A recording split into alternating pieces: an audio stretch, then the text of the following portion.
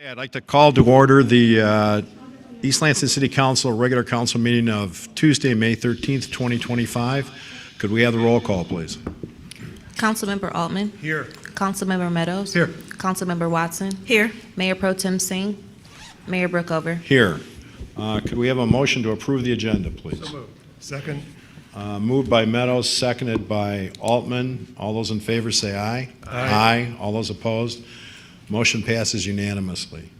Item 1.3, approval of the minutes of the regular council meeting of April 22nd, 2025, the City Council special discussion only meeting of April 23rd, 2025, and the City Council discussion only meeting of April 29th, 2025. Do we have motion or motions with regard to those? I'll move Second. Moved by Altman, to approve all seconded three. by Watson.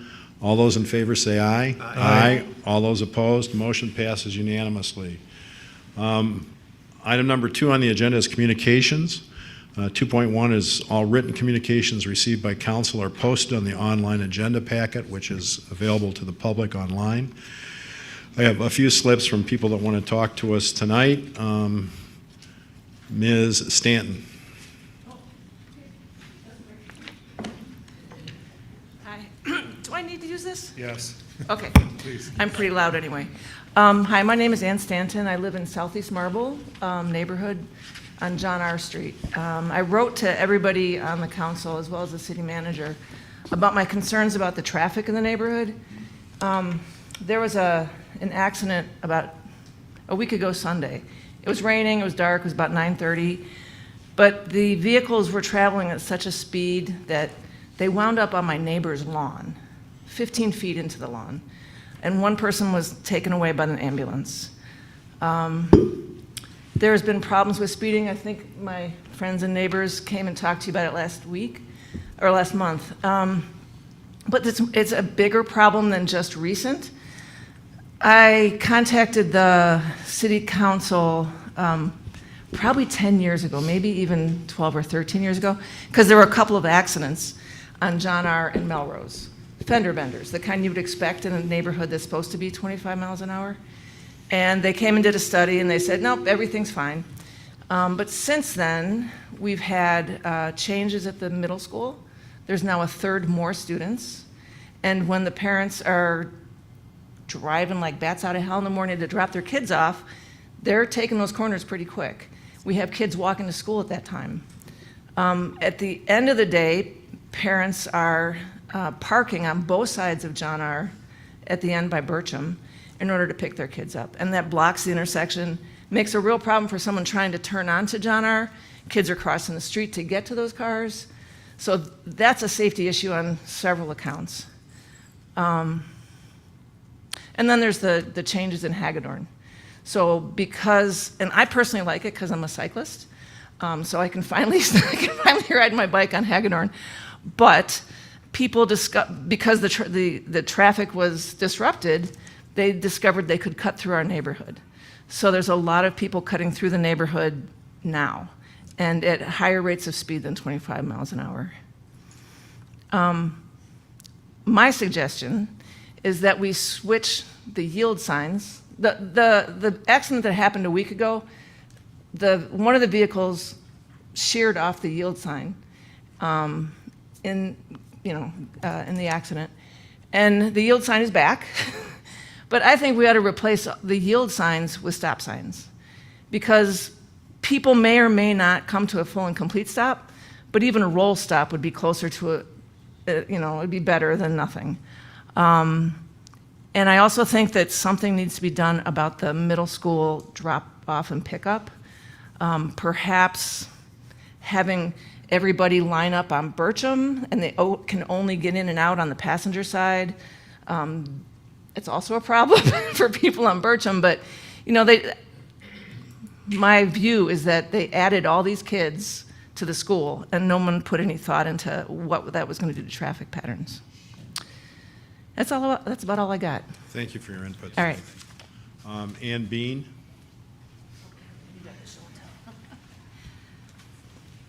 Hi, thank you for having us back as always.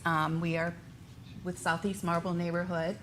concerned about the speeding in the neighborhood and the noise on Grand River and Hagedorn from some of the cars. It's just very unnerving sitting on my back porch trying to enjoy a glass of wine and just hear, you're just unnerved by it.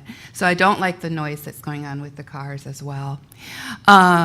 We did go to the transportation meeting last week, and I did show them a couple things that I do to help myself out with the speeding down Wayland.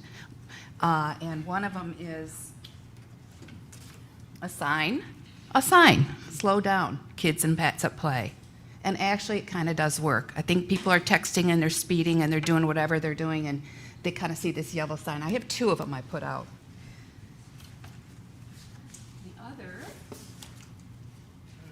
The other one is my safety vest, because I have a nice little community herb garden at the corner. The tree, what do you call the tree lawn? Tree lawn, as they say in Cleveland. So I have that available for neighbors, and I was almost hit twice, really closely, so I put my safety vest on. Shouldn't have to do that in the neighborhood, okay? I think stop signs would be a great idea. Thank you so much. Thank you for your input tonight. Gary Mesher?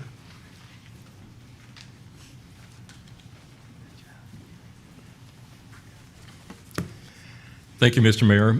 My name is Gary Mesher. My wife and I live at 508 Wayland in the Southeast Marble neighborhood. Thank you to council members for paying attention to traffic enforcement in general, along with speeding and related noise issues. 53 years ago this week, according to this article in the State News, a few people spoke during a public comment period at a city council meeting to express concerns about important matters in East Lansing that month. One of the residents pictured in the article was my dad, Carl Mesher. His photo in a naval uniform is down the main hallway here with other World War II veterans. Another resident speaking to council that night was an MSU student. The third photo from the meeting shows the mayor at the time. But I digress. To paraphrase Garrison Keillor, it hasn't been a quiet week in the Southeast Marble neighborhood. There have been at least 2 car crashes. You heard about one in 25-mile-per-hour speed limit zones, specifically at John R. and Snyder, as you heard. And then this past Sunday, at the intersection of Bircham and Hagedorn, we should be thankful that no school children were nearby when that serious collision happened last Sunday morning. On Monday evening, May 5th, residents from Glen Cairn and Southeast Marble neighborhoods came to the microphone at the Transportation Commission and talked about the need for more enforcement, slower speeds, and less noise from loud cars and pickup trucks. I suspect we will attend the next meeting of the commission in June with specific requests for Southeast Marble, some of which you've already heard about. I did see a hopeful sign at 1:08 this afternoon as I headed west on Bircham past my old school, Marble School. Directly in front of the school on Bircham was a police cruiser with lights flashing behind a car and an officer moving toward the car to have a conversation with the driver. What could it have been about? Progress, I thought.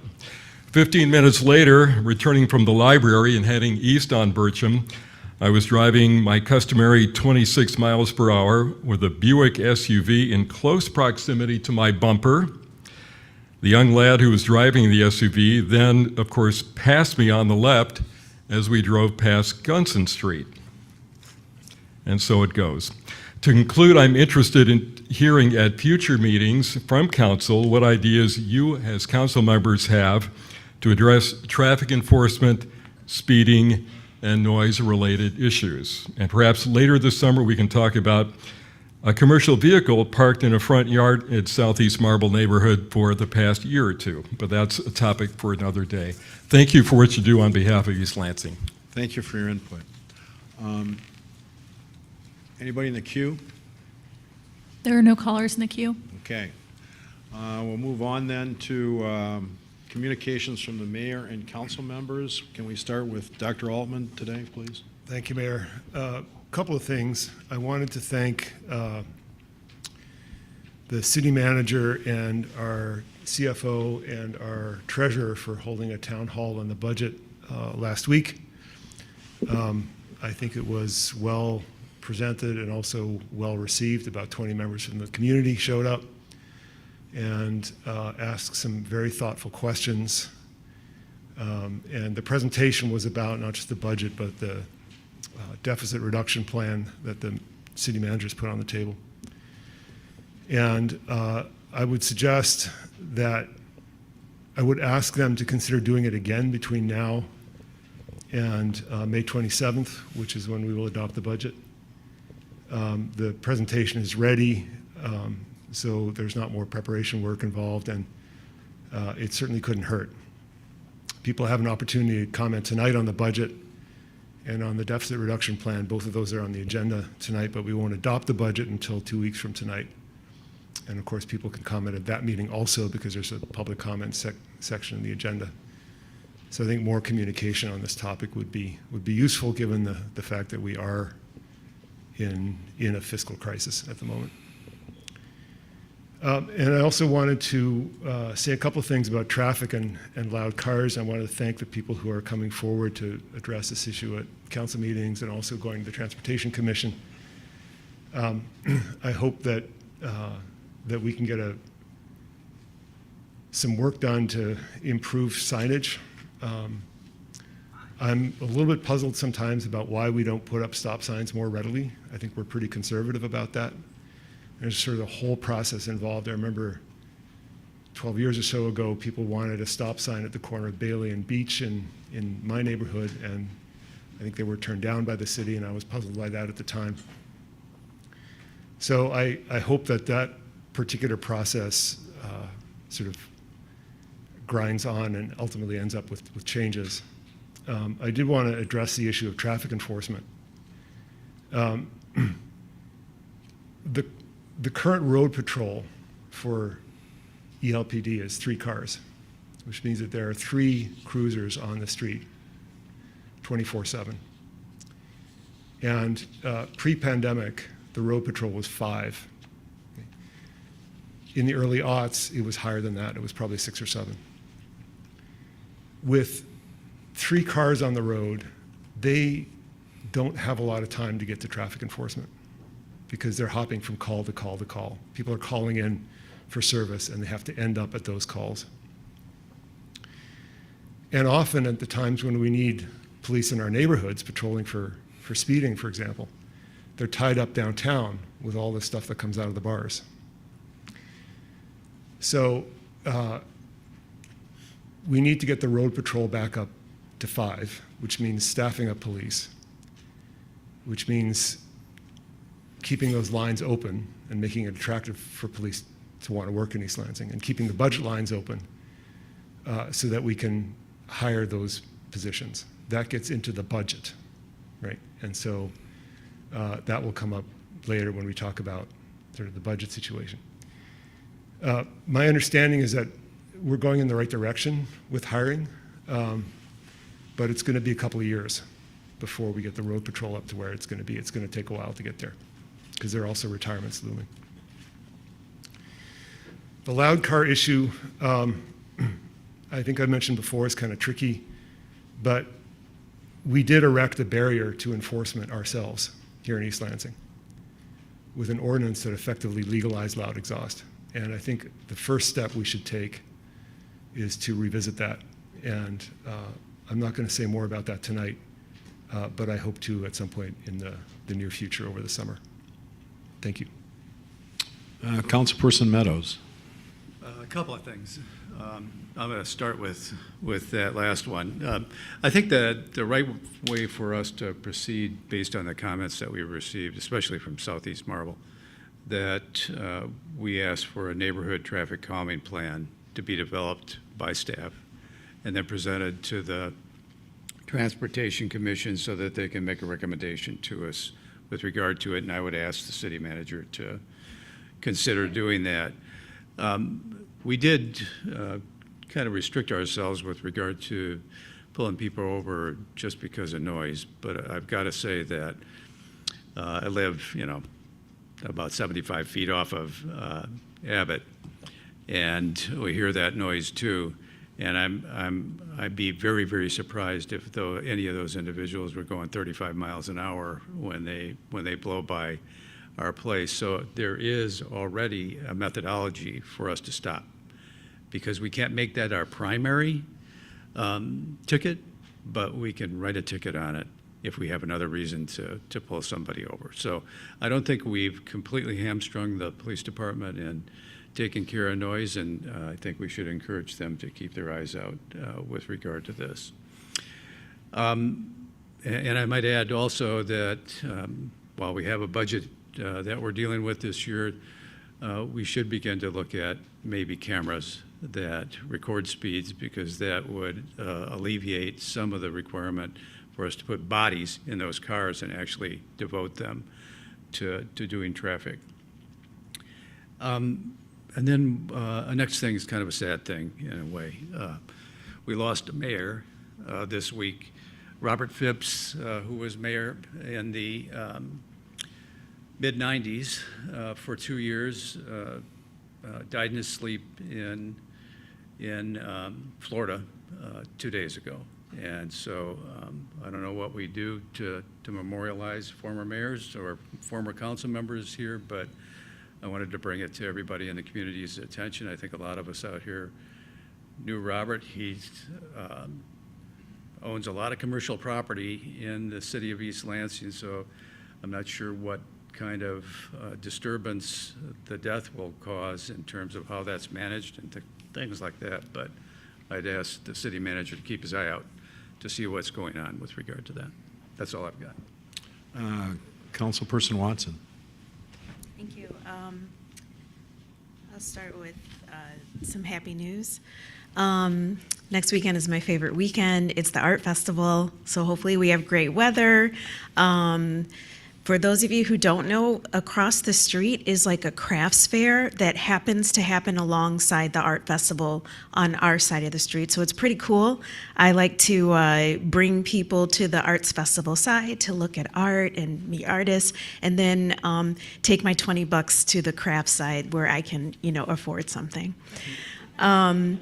Next weekend is also prom for East Lansing High School, so you'll see a bunch of beautiful people walking around, and again, hopefully we have good weather.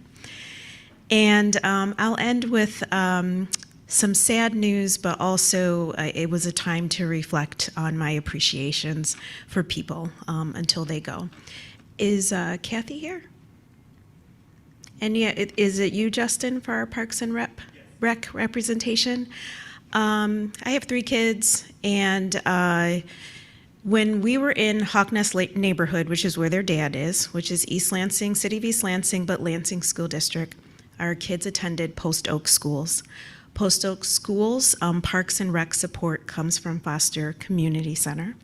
And I learned a couple days ago that they lost a director. Her name was Jody Ackerman, and she was about my age. And my reflection is, as a parent, we leave our kids in the care of people that we trust.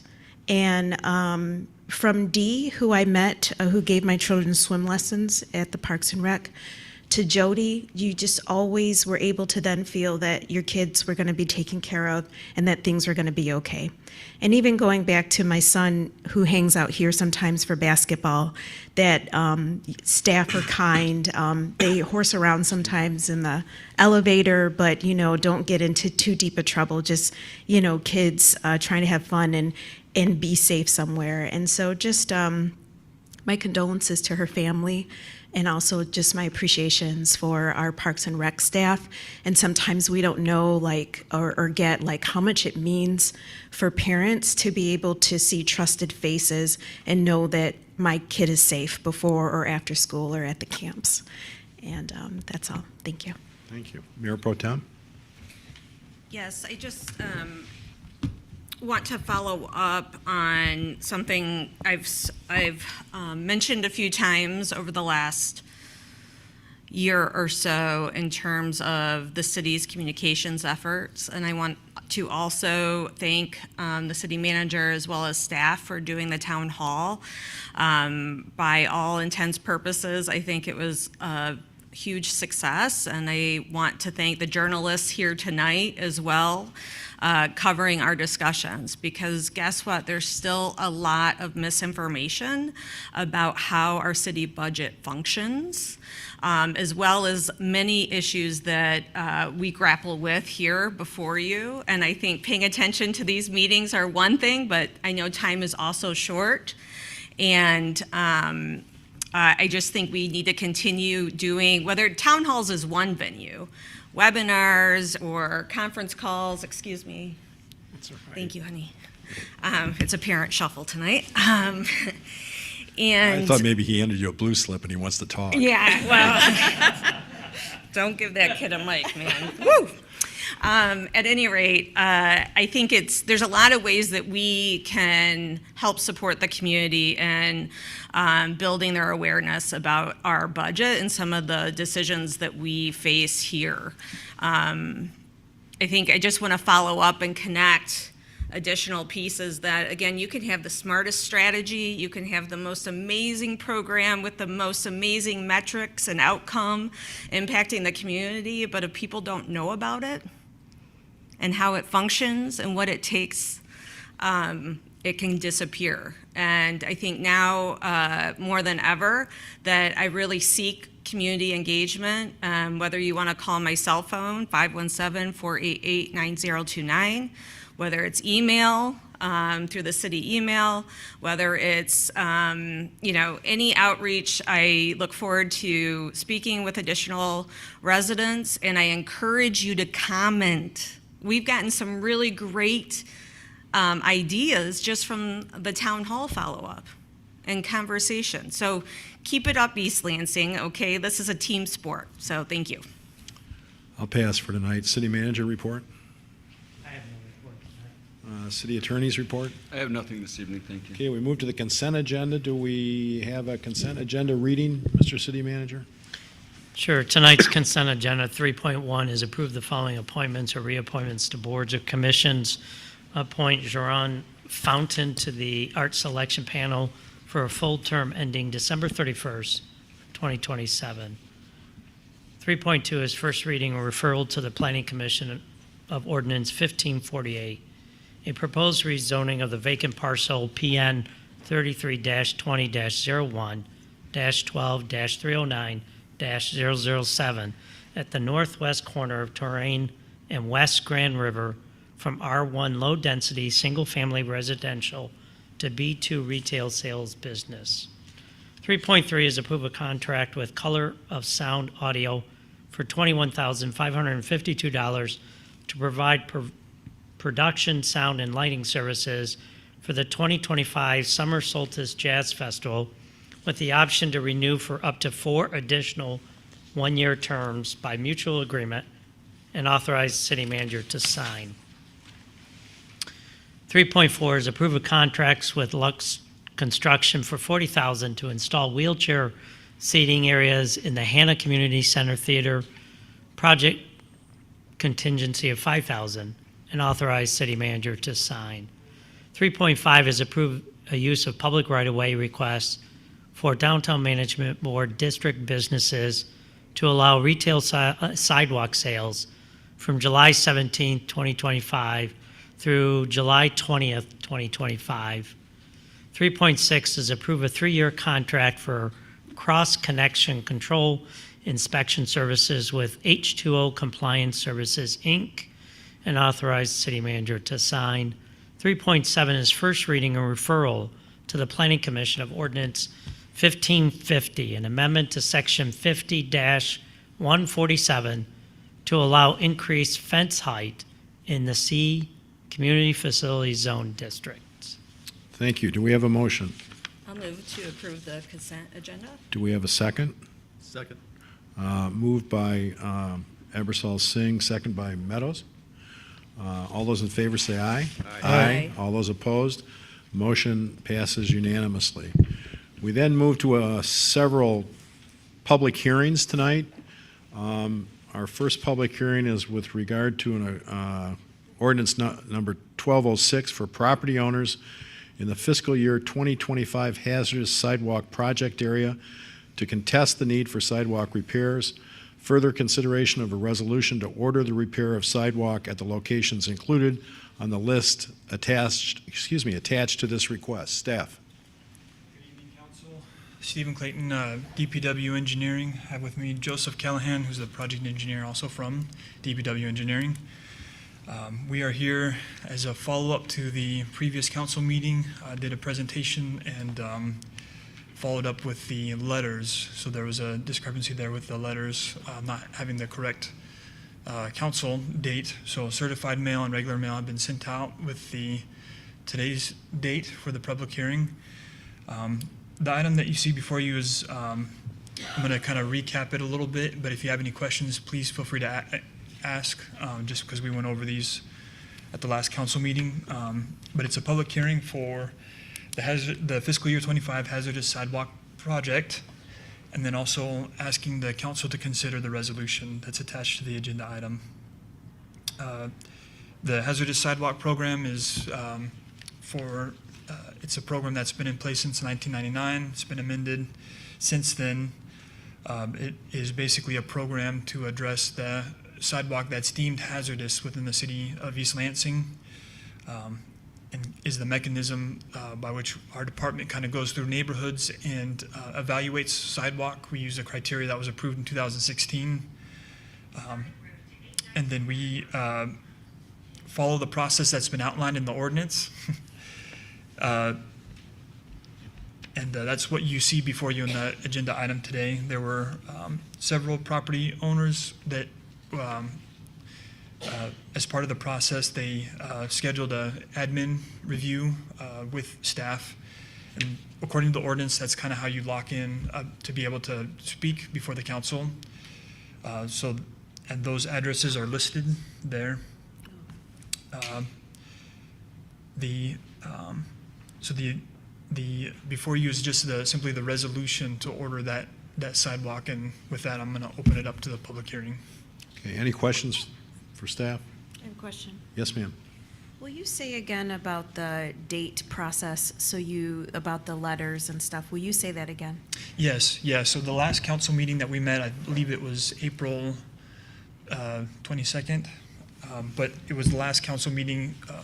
It was pointed out that the original notification letter that went out as part of the program had a previous council date, so the date was not correct. So that as part of that ordinance, we wanted to be in compliance, and as requested, motioned by the mayor, we sent out certified mail and then regular mail to each of those property owners, just kind of notifying them that this public hearing was indeed this council meeting, so that they have an opportunity to come and contest it. Thanks. And when was the certified mail and the regular mail sent out? It was last week, I believe, the beginning of last week, or 2 weeks ago? 2 weeks ago. 2 weeks ago, excuse me. Okay, anything further? Yes, sir. Are you looking for a vote tonight?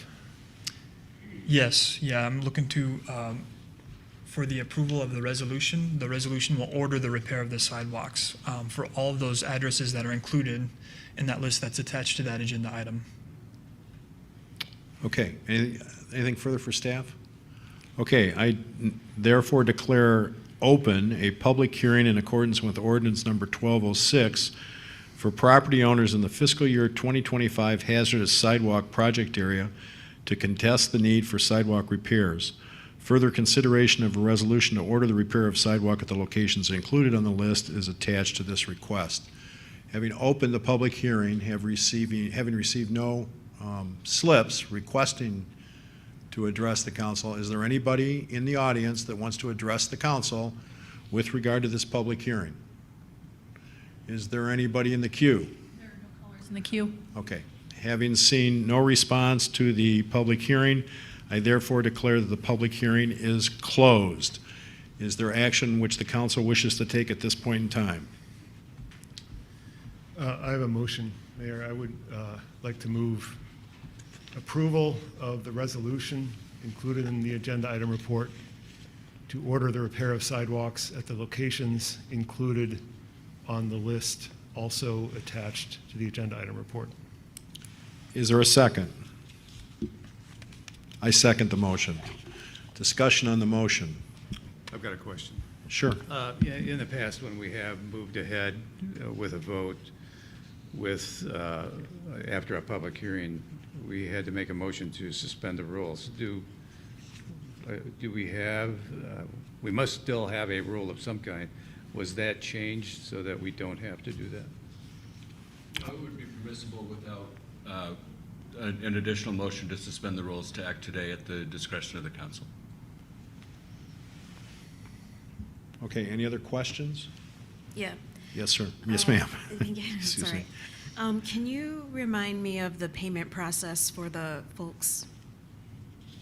Yeah, the payment plan is, so the project is it'll go out this summer or fall sometime. The billing would come after the completion of the project, some months after. It would be an invoice, and then from that invoice, the property owners, that'll be a 3-year. So whatever their bill is, whatever you see there on that list, that'll be split out over 3 years. They've been notified of that, of a not to exceed amount on the original letters when we go out to bid. If the bid's coming lower, it'll always be only to that amount. It could come in lower as it did last year. I've got another question then. Yes. Tonight versus the 27th, is there a material difference between us voting on this tonight or on the 27th? Will it impact this program in a negative way if we wait 2 weeks? It'll only be the schedule, I think. And I'm assuming it will still fulfill the public hearing requirements for that if the vote is moved. So then yes, that shouldn't Yes. From in the last 2 weeks since the certified mail hit, did you all get any questions to your office on the mail? So you all. There were no so questions. It's been quiet. No one's come tonight. Okay, thank you. yes. Okay, any other comments? Let's move to a vote. Let's have a roll call vote, please. Councilmember Altman, Yes. Councilmember Meadows, Yes. Councilmember Watson, No. Mayor Pro Tem Singh, Yes. Mayor Brookover. Yes, motion passes by a vote of 4-1. Thank you, staff. Thank you, council. We move on to item 4.2, a public hearing for consideration of the City of East Lansing's Community Development Block Grant. Mr. Apostle. Good evening, Council. Matt Apostle, Community and Economic Development Specialist here with the City of East Lansing at the April 15th City Council meeting. We had the budget work session on Community Development Block Grant, and we discussed the fiscal year 2026 recommendation from the Community Development Advisory Committee on the CDBG budget. There have been no changes to the budget since that date. I will note that the U.S. Department of Housing and Urban Development has still not announced the HUD allocations for CDBG entitlement communities, including East Lansing. With that in mind, staff is recommending that following the public hearing, the budget is not approved at this date and that we wait until May 27th.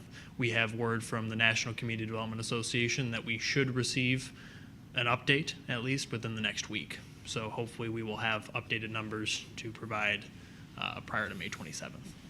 Okay, any questions for staff? I have one. Go ahead, please. Go ahead. All right, thanks. I'm deferring, sorry, Mayor. I got nothing. So did the advisory board have a different total number than the budget, the requested budget? Or am I just reading that wrong? So in the agenda item report, there are two columns with amounts in them. The one on the far right is the requested budget, so what the request was from the applicant. I get it. And then, yes, the one on the left is the budget recommendation. All right, thank you. Ms. Singh? Yes. Has there been discussion of the advisory committee with prospective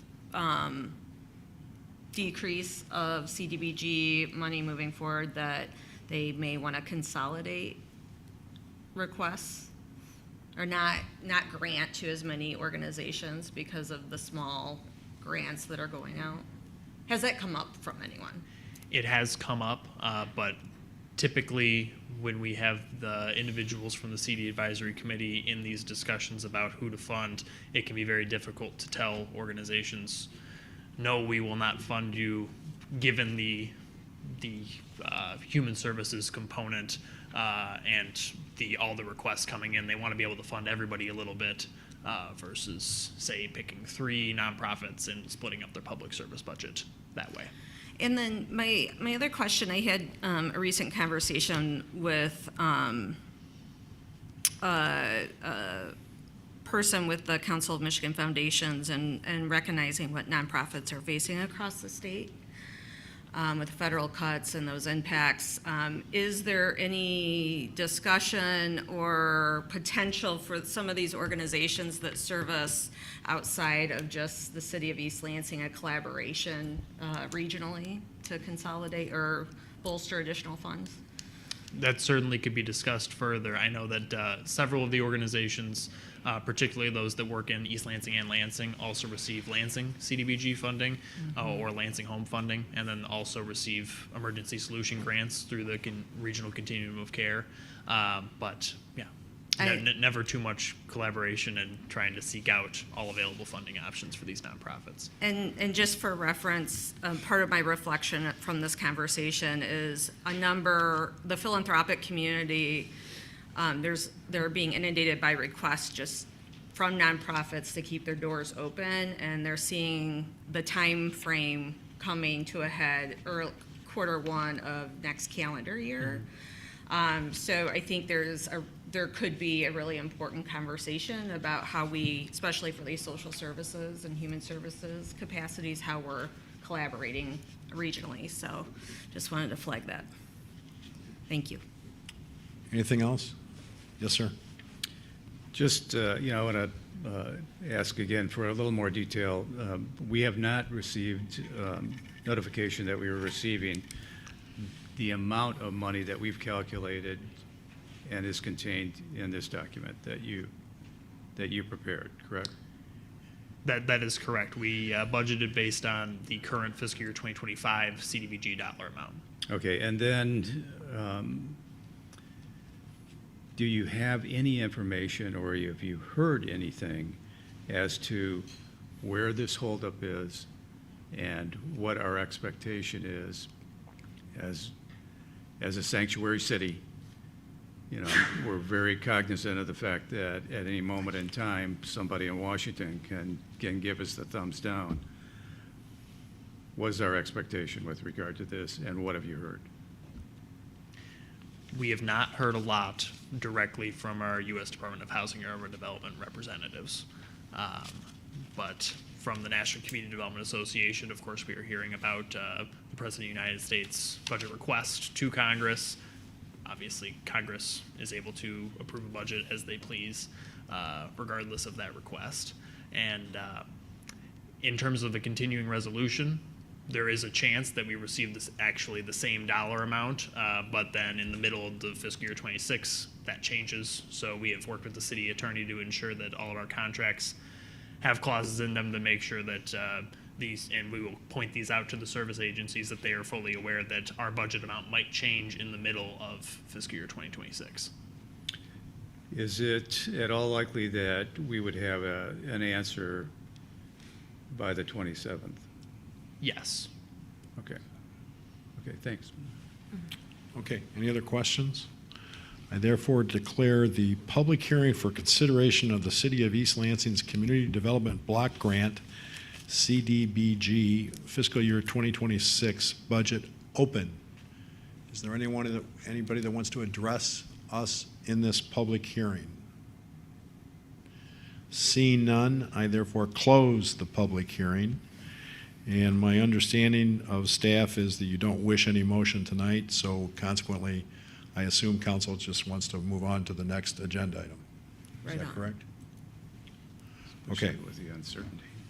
Thank you. Thank you. Thanks, Matt. Item 4.3, a public hearing for a request from Hassan Beydoun of Decora Inc. on behalf of Pizza Wallace for approval of a special use permit located at 523 East Grand River Avenue. The applicant's request is to allow alcohol service. The property is zoned B3 City Center Commercial. Staff. Grace Whitney, I'm the associate planner with the city. So this is a request for alcohol service at the building at 523 East Grand River.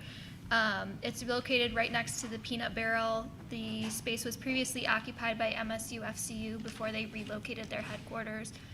Since that time, it's been vacant. The applicant is proposing 260 total occupants within the restaurant on the current plans, and the preliminary seating plan includes 128 seats. Their proposed hours of operation are 11 a.m. to 2 a.m. Monday through Sunday. They would also are proposing an outdoor seasonal patio seating area that can hold 32 seats based on their current plans. So the Planning Commission reviewed this and held their public hearing, and they recommended approval with the conditions that are included in the AIR. The Downtown Development Authority also reviewed the application and provided a recommendation to council as well. So, Thank you. Questions for staff? Mr. Meadows? Okay, just one thing that struck me.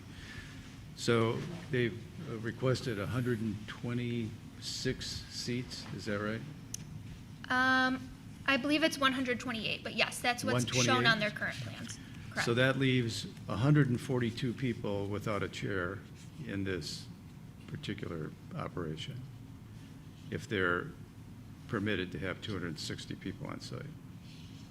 Yes, so that would be their maximum occupancy per building code. That doesn't necessarily mean there would be that many people in there at once. That's including staff, people who might be waiting for a table, things like that. But there's not really an area, if you look at the plans, there's not really an area for congregating, I would say, for a lot of standing room. But that would be the absolute maximum per building code based on the plans that we have. Okay, but we've just had this discussion with regard to the field house and requiring them to have a seat for everybody that they are licensed to have. I guess I'm not sure why we're doing it this way with this particular project. I know we're not voting on it tonight, but I'd like more information as to where these 142 people are going to be, assuming that it is lawful for them to have it on site. Other questions? Go ahead. I just want to mention the person in the public, you will get a chance to speak. It's because it's public comment. It's public hearing, so we absolutely. I've already talked to them. Oh, I was excited. All right. Oh, okay. I just wanted to ask, can you, if it's okay, can you, the mic's not picking up your voice as well as I'd like, if you could, Yeah, thank you. talk to the mic. But okay, great, thanks. Any other questions for staff? Okay, I therefore declare open the public. Oh, I'm sorry, I missed you. That's okay. And I know it's noted that space has been vacant for a very long time, and we haven't heard of any other interest for that location. No, I have not. Crickets. Sorry. Okay, therefore declare that the public hearing for request from Hassan Beydoun of Decora Inc. on behalf of Pizza Wallace for approval of a special use permit located at 523 East Grand River Avenue is hereby open. The applicant's request is to allow alcohol service. The property is zoned B3 City Center Commercial.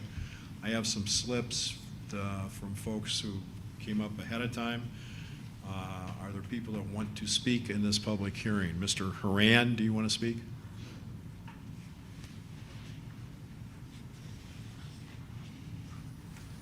Thank you for letting me speak. My name's Jeff Harand. I'm here representing Phipps Harand, owners of the building. Thank you for mentioning Robert Phipps. He'll be missed. He was a longtime family friend, business partner. Joe Pentecost, my father, Arthur Harand. Long history with City of East Lansing, and he'll be missed. We're partners in the building here, the Pizza Walla, where the MSU Credit Union space was located. I'm here to support the special use. Pizza Walla is making a major investment in this building. It's going to be a great thing for downtown. It's going to increase the traffic and the walking traffic in downtown. Having the ability to serve alcohol as part of their menu is critical for their success, and we want them to be successful here. I'd just like to point, it's going to be a really good thing for downtown. They're making a major investment, and I don't know if you've seen the drawings of what they intend to do there, but it's pretty impressive, and I hope you'd support the special use. Thank you. Thank you. Mr. Patton?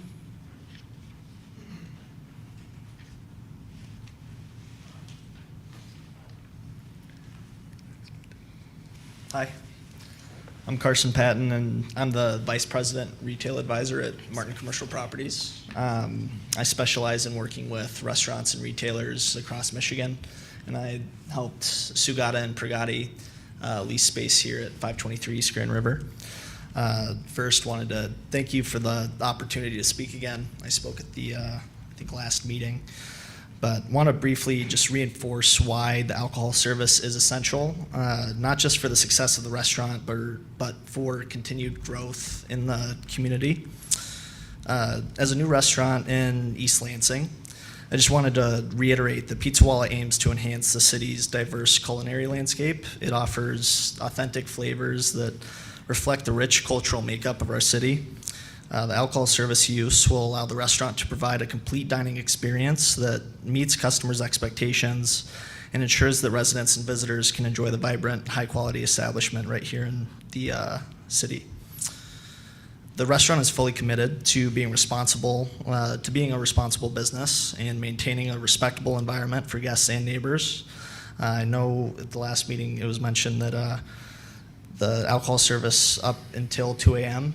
They plan on not extending alcohol service on the patio to 2 a.m. And they would like to align with the city's and community's expectations as far as the parameters go for the patio. Thank you. Thank you. Anybody else wish to address us on this public hearing? Yes, sir.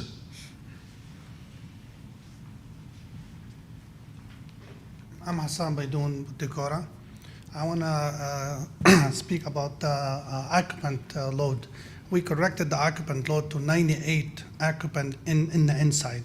So we were counting the outside seating, which is not in the plans. That's why its total occupant is 98 for the inside, and the outside it's just about 28 seats.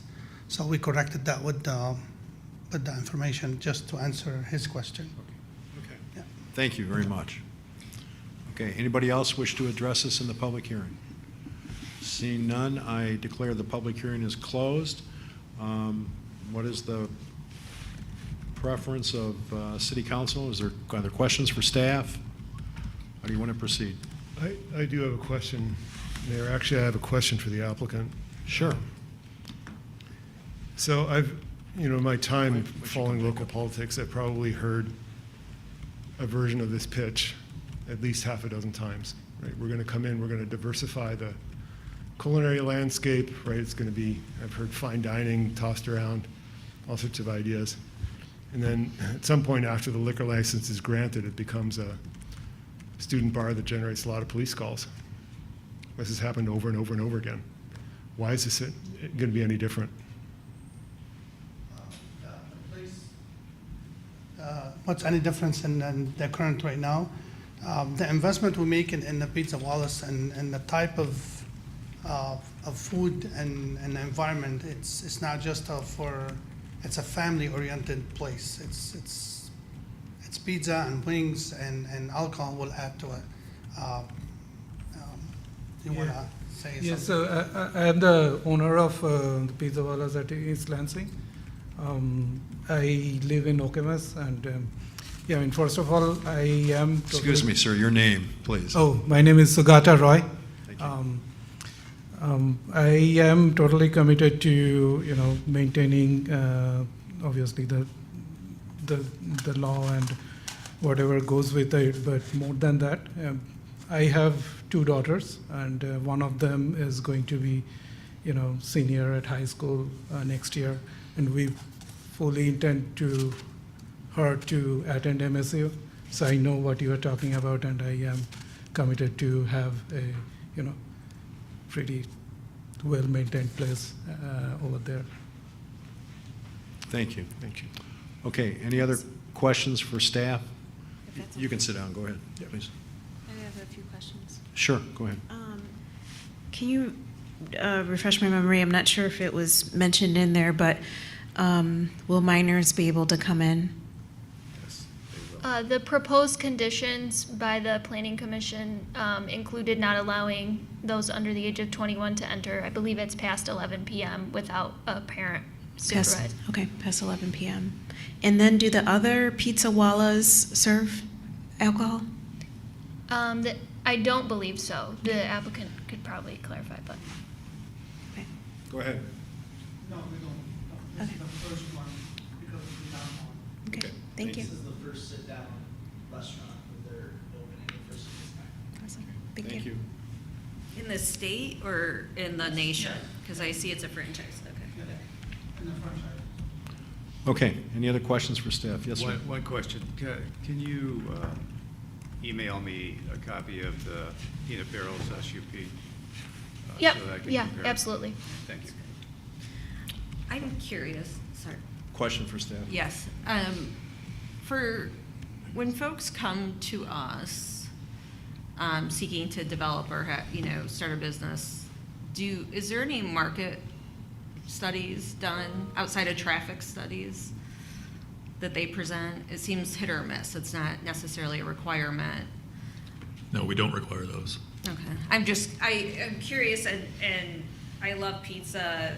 As you see, I have a young child. We eat pizza probably twice a week. But I'm just curious. Does Bobby Kennedy know that you're giving him pizza twice a month? Listen, that guy's swimming in some Just river checking. somewhere. But anyway, I'm sorry, I digress. I'm just curious if there's a saturation rate in terms of, now this pizza is unique and the connection to Indian heritage, I getcha, but I'm just, I'm curious about, some of the sub shops, pizza, et cetera, if there's a saturation for success. I think the answer to that is staff does not have that data, correct? That's correct. Yeah. Okay, any other questions for staff? I do have another question. Sure. Once we authorize a liquor license, does that run with the land or does that run with the franchise? The special use permit runs with the land. Special use permit runs with the land? Yes, but if the use ceases for over 6 months, then they would have to reapply. So if it were transferred directly from one business to a subsequent business, that is doable. But if there is a cease in the use of 6 months or greater, then they would have to reapply. Got it. But if this business transferred to another business that also wanted a liquor license, then they would simply inherit the liquor license. The new business would. Yes, and they would have to meet the occupancy requirements that's tied to this special use permit. So increasing the intensity of it would also require them to come back for approval. All right, thank you. Conditions. Okay, we at a close on this situation now? Okay, I assume council doesn't wish to take any action at this point. We'll move this to the next meeting agenda, next regular meeting.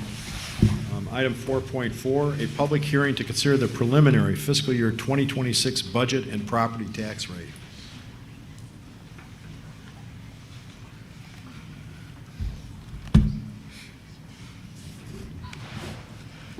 Good evening, Audrey Kincaid, CFO. Tonight we have a public hearing for the fiscal year 2026 budget, tax rate, and fee schedule. So attached to the agenda item, we have our questions and answers from the April 29th meeting, as well as a draft resolution for the budget. The resolution is aligns with the preliminary budget document received. There was only one edit, and it was just a reclassification between expense accounts. So the total budget is exactly how it was presented in the preliminary document. There was some changes to business licenses that was discussed in the city manager memo, so those were incorporated into the fee schedule attached to that draft agenda or draft resolution. City manager is going to be talking about the general fund deficit reduction plan this evening. So if there's questions on that, we certainly can address them at that point. And then I can answer any other questions about the budget. Okay, so let me just make sure I understand this. So bottom line, what you're asking for tonight is you're asking us to pass a resolution establishing the public hearing for the preliminary fiscal year 2026 budget and tax rate. Is that correct? That's all we would be doing tonight? Is this- We're just holding the public hearing tonight. So that resolution was establishing tonight's public hearing. It was just attached as a Okay, informational I'm sorry, and reference. I'm glad I asked the question. Okay, so you want us to have a public hearing? Correct. Okay, any questions for staff? Okay, seeing no questions, I therefore declare the public hearing to consider the preliminary fiscal year 2026 budget and property tax rate open. Is there anybody that wishes to address the council with regard to this public hearing? Seeing none, I therefore close the public hearing. We come back to council. Are there questions for staff or actions you wish to take at this point in time, council?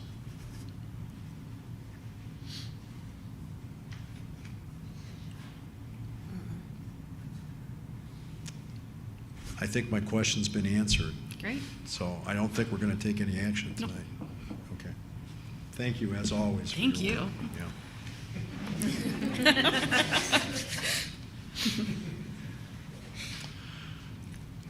Okay, we move on to item 4.5, a public hearing to receive comments on ordinance 1543, amendments intended to be corrections and clarifications to Chapter 50, quote, zoning, end quote, and Chapter 32, quote, signs, end quote, of the City of East Lansing Code of Ordinances. Sir. Thank you, Mayor. Landon Bartley, Principal Planner. This is a nice big package of zoning ordinance amendments. I think I have an 8-page bullet list of the different items, which I'm going to go through one by one tonight. I'm just kidding. I'm just glad to know after your few years here at the City of East Lansing, you have actually retained a sense of humor. Now and then it shows up. So this essentially is originated from staff. We through our administration of the zoning ordinance and sign code, we've just noticed some inconsistencies and some opportunities for clarification. So we have a decent number of corrections and clarifications that we're proposing. None of these proposed amendments are meant to be policy changes. This was introduced and referred to the Planning Commission on January 7th. We took 2 Planning Commission meetings to discuss the different amendments prior to the public hearing, which took place on March 12th. And then on March 26th, the Planning Commission unanimously voted to recommend approval of the ordinance amendments by council. So tonight we have the public hearing. I'd like to briefly describe a few of the proposed amendments. So you weren't kidding. We are proposing just a few new definitions, and in the red line version, I should mention, red underlined means new text, red struck through means remove text, green double underlined means moved or moved from somewhere, and green double struck through means it was here and is now moved somewhere else. So we've added just a few new definitions: accessory dwelling unit, which is essentially a commonly used definition from planning and zoning, state of the art, that refers to accessory dwelling units. We didn't have a definition in those of accessory dwelling units in the code.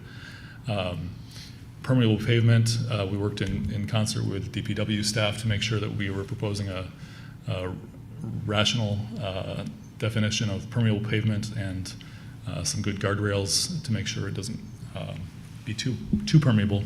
We didn't have definitions of pool or structure, so we added those. We modified several definitions. Decks enclosed or covered by a roof we would count under building coverage. There were references throughout the code to boarding house, lodging house, rooming house, and there are definitions of boarding house and lodging house, but not rooming house.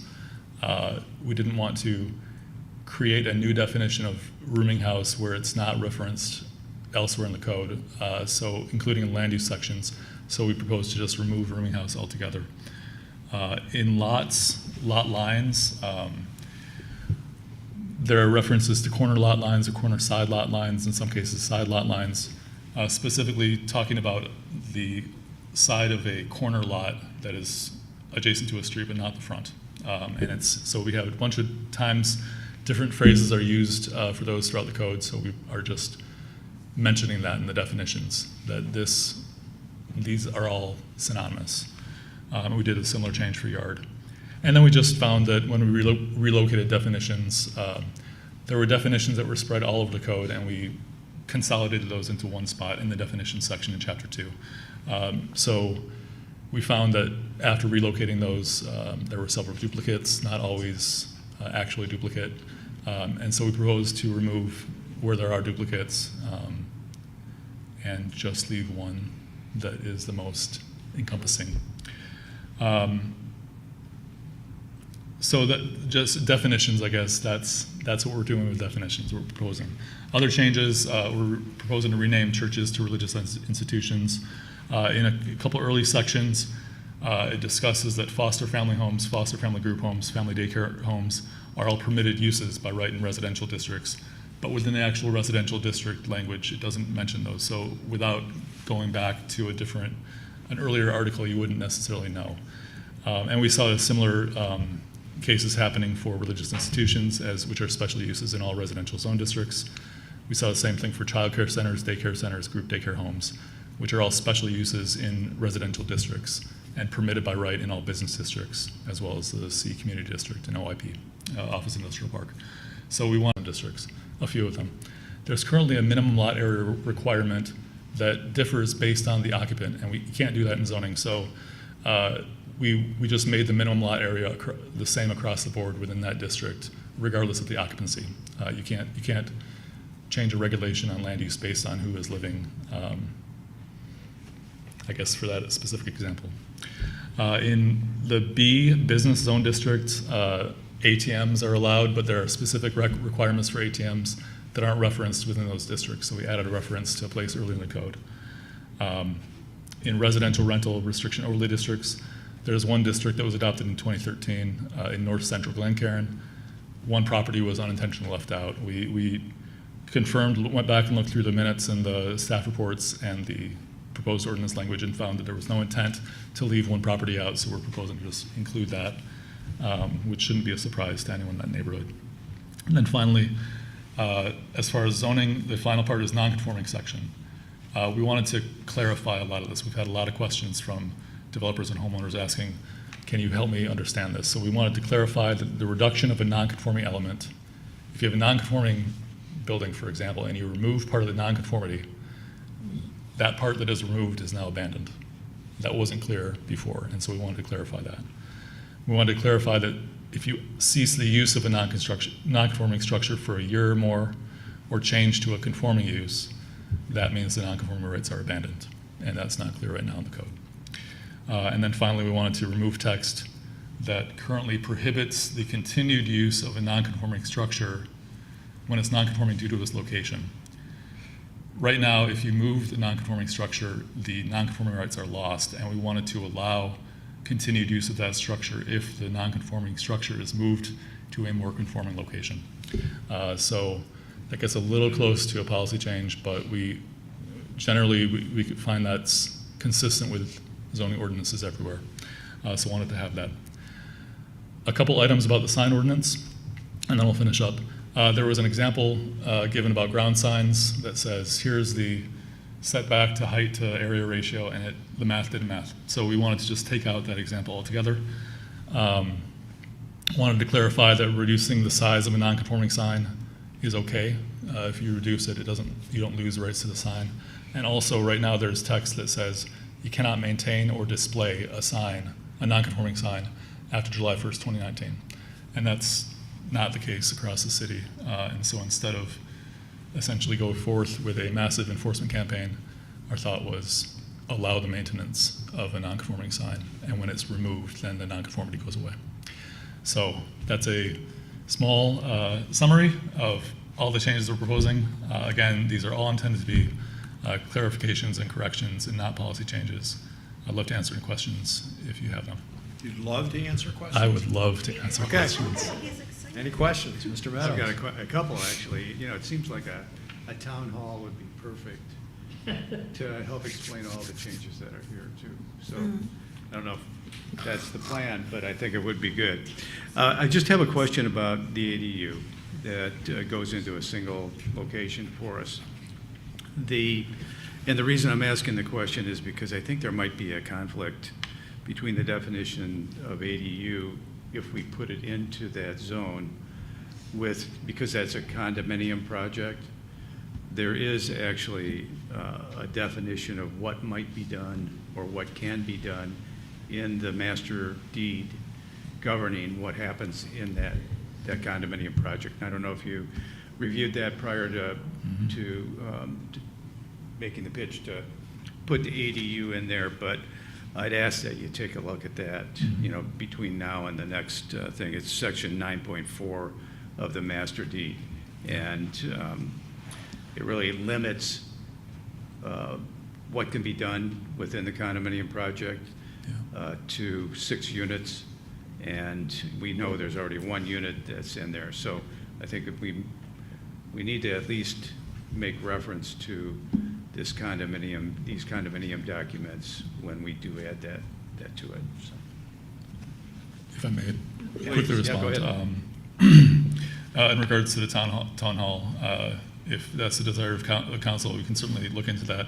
I would say that we've had several meetings. I mean, the Planning Commission talked about this twice, and there was public comment opportunity at each one. There was a public hearing, and then another meeting when they voted and took public comment. So I think we've had some opportunities. That said, and we haven't received public comment for what it's worth. I'm not sure that. I'd love to have a town hall meeting when there's substantive policy changes proposed. I'm not sure it would be needed right now. And then to the point about the ADU definition, yeah, in regards to the neo-traditional neighborhood redevelopment area, which is the only district where it's currently allowed, that does speak to the condo development and master deed. But we wanted to have a definition of accessory dwelling area that could be extended across the entire zoning ordinance, if in the case that ADUs are allowed in different districts at some point.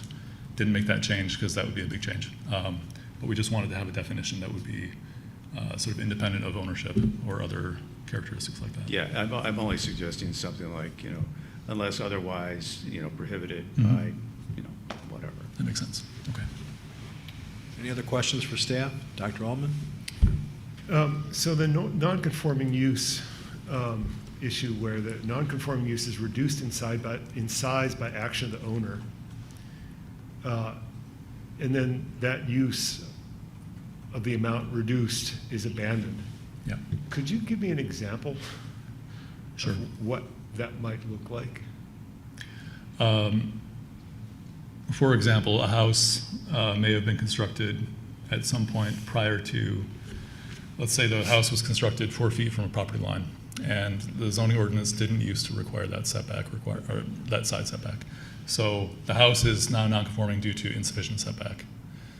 The code changed out from under the homeowner, and so it was a governmental action that made it non-conforming. So now you have non-conformity, legal non-conformity.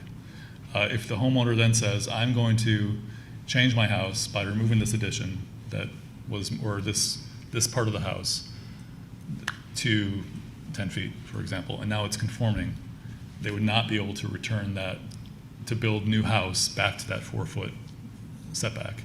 They could build it back to a conforming setback, but not to the non-conforming setback. Great. Does that Yep. address your question? That answers it. And then the enclosed decks for the building coverage, how were we handling enclosed decks before? Because that's new text in that definition. Yeah, there was no real way to handle an enclosed deck. That came up a lot, where it was, does the deck count for building coverage or ground coverage or both? And then the question was, I want to put a roof on it. We had to determine is the roof now, is the roof, the deck covered with the roof now acting like a normal deck or more like a house or like a building? And we determined it was acting more like a building as far as the impact on the property. So that's why we included it with a roof or enclosure as a building now. So the modification reflects our practice, essentially? Is that what I'm hearing you say? Okay. And then there was one definition that I caught that actually isn't used anywhere in the text, Okay. and that is new urbanism. And all we do is define it. We don't ever actually talk about it. So do we need that in there? No. That in particular was relocated from the East Village section, zone district language, which at one point I think was intended to sort of reflect urbanist principles. But no, it's beyond that, it's not referenced elsewhere in the code. I don't think it hurts to include it, just because it wouldn't hurt to remove it either, I guess. So it looks like you did a deep clean here. Basically, you went through and you did a deep clean. Almost. We still are noticing a few things, but I'm sorry, please continue. No, I think that's a useful exercise, and it sounds like adding some of the text so that people didn't have to look elsewhere in the code to find it is pretty important. We've strived for clarity along those lines in other efforts that we've undergone. So looks like this is a lot of work to get. It's a lot of detailed work, so appreciate the attention to the detail. Sure. Thank you. Yes, ma'am. When was the last time this was done? Never. Never? I'm not The sure. mayor says never. Is that Yeah. true? We've noticed a lot of amendments that have to do with small changes over time, but not a sort of large. So come through I'm like curious, because in your first sentence, like, you suggest we should do this every so often. What is the planning best practice then? And we need to put this in rotation, just like the strategic plan, just like the combing of the ordinances, we have to do every decade, so. I like to do it every 5 years. Okay, honestly. so that's just one point. I'm just trying to, we standardize operations for our city so that we are ensuring we're doing deep cleans when necessary. Yeah, and eventually they'll get less deep because we'll have less to clean. Exactly. So. Okay, thank you. I just have a question. Go ahead, please. Do we standardly check the reading levels of the documents that we put out for the community to process and not just attorneys? Mm-hmm. And that's just a general question. Speaking for planning and zoning, not for ordinance. We want it to be accessible, and so we'll make changes sort of based on understandability. But the legal implications are essentially, I would say, more important than the reading comprehension.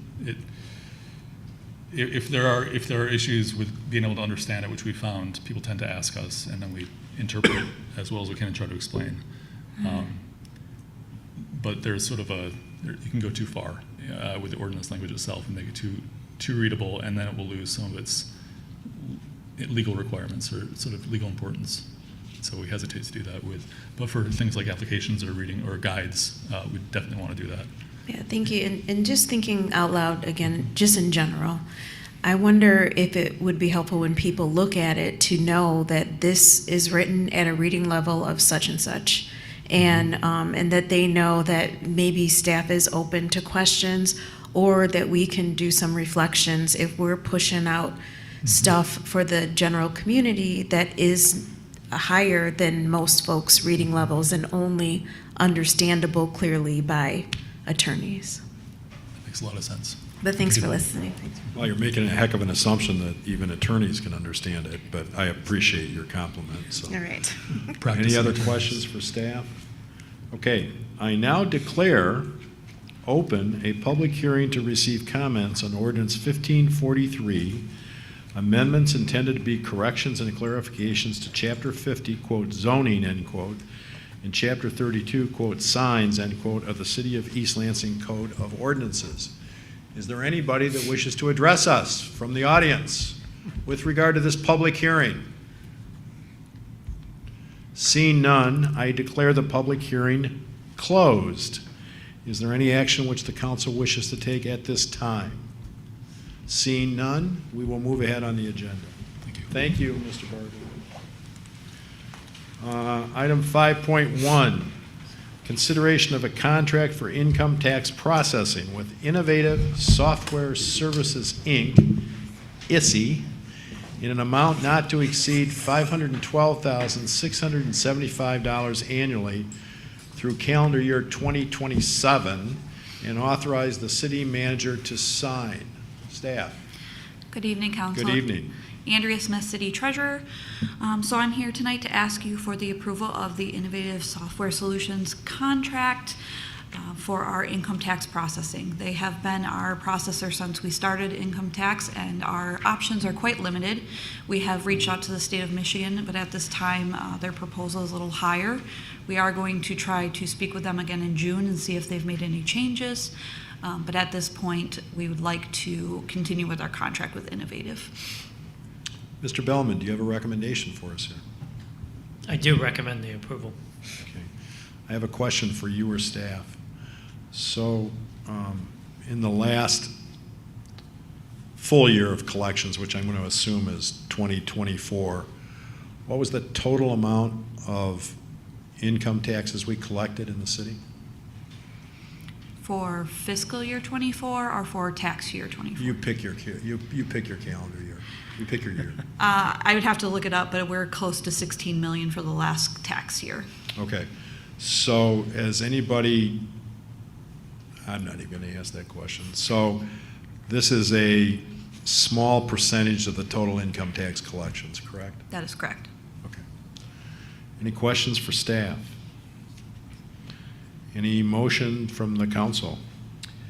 I move that we authorize the city manager to sign a contract for income tax processing with Innovative Software Services in an amount not to exceed $512,675 annually through calendar year 2027. And you said to authorize the city manager to sign? Okay, thank you. Is there a second? Second. Second by Watson. Any discussion? All those in favor say aye. Aye. All those opposed, motion passes unanimously. Thank you. Thank you. We then move to item 5.2, consideration of resolution to adopt fiscal year general fund deficit reduction plan.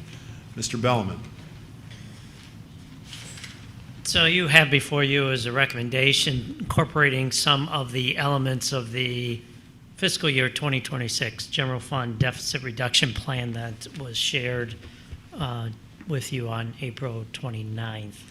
I'm asking that and recommending in order to eliminate the use of reappropriated equity of $3,137,870, that the council consider amending the fiscal year 26 general fund budget by recognizing the $212,869 from University Place Condominium Association lease payments, which is 4 months. Increase general fund revenues by $591,375, recognizing lease payments from the city's parking fund for the remaining 6 parking facilities. Decrease the general fund expenditure by eliminating $2,641,470 contribution to the Parks and Recreation Fund and place a proposal for a dedicated Parks and Recreation millage on the November 2025 ballot. Decrease the general fund expenditures by $135,810 by eliminating the proposed EMS coordinator position in the East Lansing Fire Department budget. Decrease the city's expenditure by $71,000 through the reduction in appropriations to 54B District Court. Decrease the general fund expenditures by $87,160 associated with non-city owned property drain maintenance assessment, and direct city staff to notify appropriate county officials to assess the drain-related assessments to affected private, nonprofit, and governmental property owners. And then finally, decrease the general fund expenditures by $30,400 associated with credit card charges and institute a credit card convenience fee. Questions? Question and a comment, I guess. I'm still concerned about the idea of reducing our budget on sort of the guesswork that at some point in November, we would be authorized to reduce by over $2 million or add over $2 million to the budget to make up for the cuts that we made to the Parks and Recreation Department. So I'll just say I'm not going to support anything that does that. But looking at the deficit reduction plan, you said this would reduce the 26 budget, but you're talking about getting authorization to reduce this amount of money from the proposed budget, correct? That's correct. Okay. I have no, I want to thank you actually for looking at this again. I think that the reaction from probably not just myself, but other council members when we saw $3 million of deficit, that was pretty daunting. Although, as I recall, we had over $4 million last year. The payments that you suggested here, the University Place, the parking lot, elimination of the EMS coordinator, at least for now, the 54B reduction, the drain, I have no problem with any of those. And that adds up to $1,078,214. I think there are two, and I'm wondering whether you took a look at these, two other hiring delays that are in the budget or could be in the budget, which is the payroll coordinator in the finance department and the facilities specialist for government buildings in that portion of the budget. I assume that the $135,810 for the EMS coordinator is reflective of sort of any hiring that we're doing at this point in time when you consider salary and benefits. So that amount is $271,620. I'm just saying that from me personally, that would reduce the deficit to a little over $1.7 million, and I'm willing to do that, to use reserve funds under those circumstances. But as I've indicated to the city manager a number of times, and I've talked to other council members about, I really would prefer that we be looking at a recreational authority within the city of East Lansing and joining with the school district to create one so that we can move some of this budget from the general fund to a recreational authority.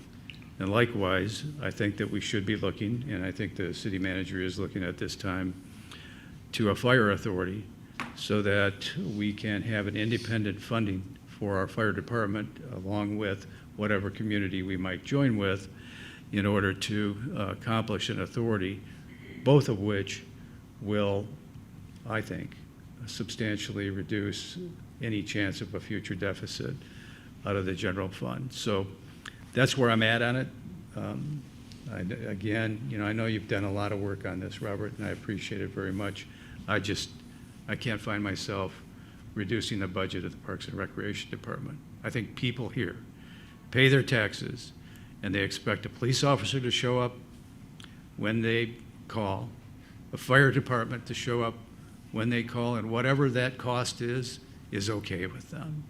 And the other thing that I think they feel they are willing to subsidize through their tax dollars is parks and recreation, the thing that their kids participate in and they participate in.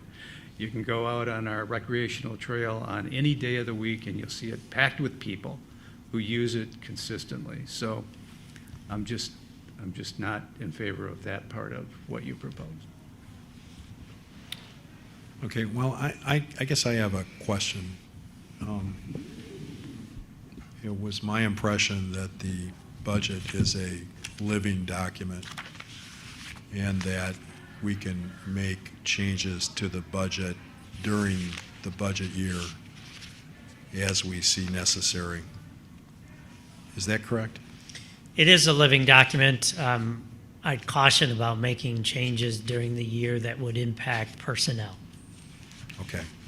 And so I think my personal view of this is, I echo what Mark said. I really appreciate the work that's been done so far on this. But to me, it's anticipatory because I don't think we still know some other pieces of this puzzle, i.e. whether the reality is that we can resolve some pending litigation. And so my concern here is that if we start diving into these changes before we know a significant mathematical component of what totally confronts us, that there's a danger there in not having enough data. So I guess my question for you is, does it make sense to continue the discussion with these items, but not necessarily adopt parts of them or all of them until we know more about the total financial picture confronting the city? So I think the issue with pending litigation, I look at as separate from ongoing operational costs.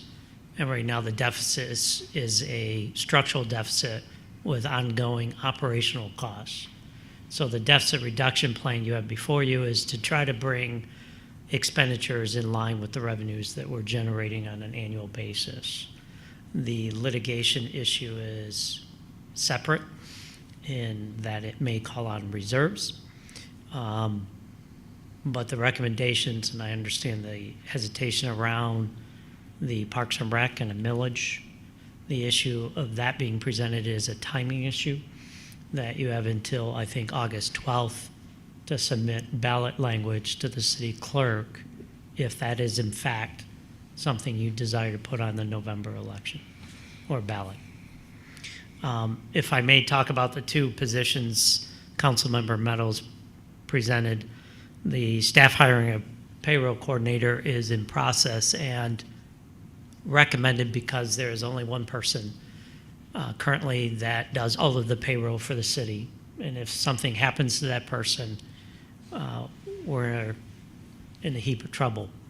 And so the idea that we have someone that also could be the backup and supervise the complexity of our payroll is the reason why that position was brought to you during the year, and we commenced the process to hire that position. The facility coordinator is a succession planning intent with our two-person department that maintain all of our facilities is becoming too much for those two individuals. And so the idea is to have the third that could also be trained to move into the position of our director if and when that person retires. Okay. And that's why those two positions were not on this list. Okay, other questions? I have some comments I'd like Sure. to make, Mayor. So I want to talk about timeline, which is how I think about this. So my understanding is that our structural deficit is not actually 3.1 million. It's closer to 3.5 million because 3.5 million includes money to pay for bonding for infrastructure, which we have to do to keep up, basically. So I think our actual deficit is not 3.1, I think it's 3.5. My understanding is that our cushion is about 6 million before we start affecting our credit rating. And if we affect our credit rating, then our bonding costs go up and then our infrastructure costs go up and then we really start spiraling. So we don't want to get close to that. So we don't have 2 years of burn rate. We don't. We've got at most a year. Especially considering that we want to have some cushion remaining in case we have emergencies so that we can spend money on emergency stuff without affecting our credit rating. So working backwards, I think we need to be even in fiscal 27. Okay, the fiscal 27 budget needs to be even.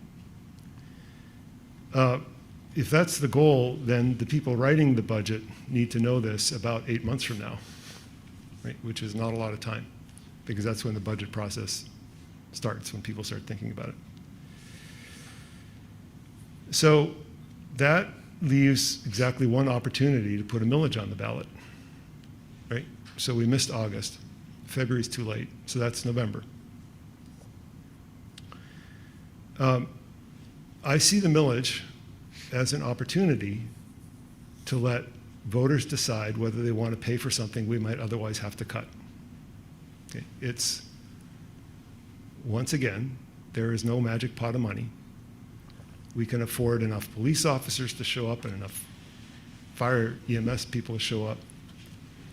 We can afford public works. We can afford all the stuff that we are required to have by law, right? Court, clerk's office, finance office. We need an HR office so that people get hired. We need payroll processors. We need all that stuff. That's the basic form of government. And we can just barely cover that with our current revenues. Before we cut things that we don't require under the law, that aren't part of the basic model of government, that are maybe what you might think of as the premium model of government, okay, voters need to have a choice about whether to pay for those things. The millage is the way you do that, right? Under Headley in Michigan, the way you fund things that people have choices over is you put them on millages.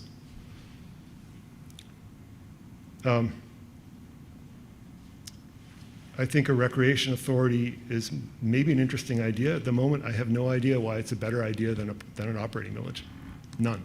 And we haven't even identified a willing partner. So this is a notional idea. And maybe if we had a year to noodle it through, we might discover that it's a little better than an operating millage for Parks and Rec, but we might also discover that it's not. But we don't have a year to noodle it through, right? We have now, basically. So we need a plan in place, right, to get the budget so that by fiscal 27 we're even. There is a plan on the table. If somebody else wants to put a plan on the table that is equally detailed and that is realistic, then let's see it. Okay. I think we need this kind of plan in place, or something close to it, in order to adopt the budget in 2 weeks.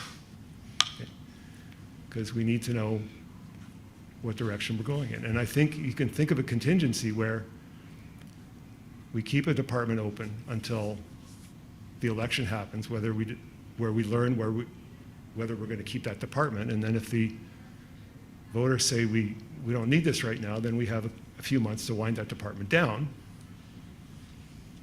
and plan for the next fiscal cycle. So if somebody else wants to put a plan this detailed on the table, let's see it. But I think we need something like this. Okay, any other questions? Yeah, I've got some questions. Please. Robert, Mr. Bellman, can you explain the assessed amounts? Is that a annual charge, or what are those amounts on the list? I believe they are annual charges, and it is something the city has done historically, but in other communities are passed on to those private, nonprofit, and commercial properties. So these are nonprofit and commercial properties, like you said. And residential. And they are residential as well. Yes. And they would see that, where would they see those charges at? On their tax bill? On their tax bill each year? Yes. Okay. And we've received a cut as well. We've got the largest cut, City of Lansing, East Lansing. Yes, we pay a good portion of the drain maintenance charges, yes. Or I'm saying we haven't charged ourselves. We do get charged for the public right-of-way that is also serviced by these drains. I'm proposing to pass on those special assessments that are for those private, nonprofit, public properties that are not the city of East Lansing, such as MSU, State of Michigan, and then the commercial properties like Costco and others that we're paying these costs on their behalf. All right, so you're saying all the people on this list or not all the people on the No, list? all the people on the list. Okay.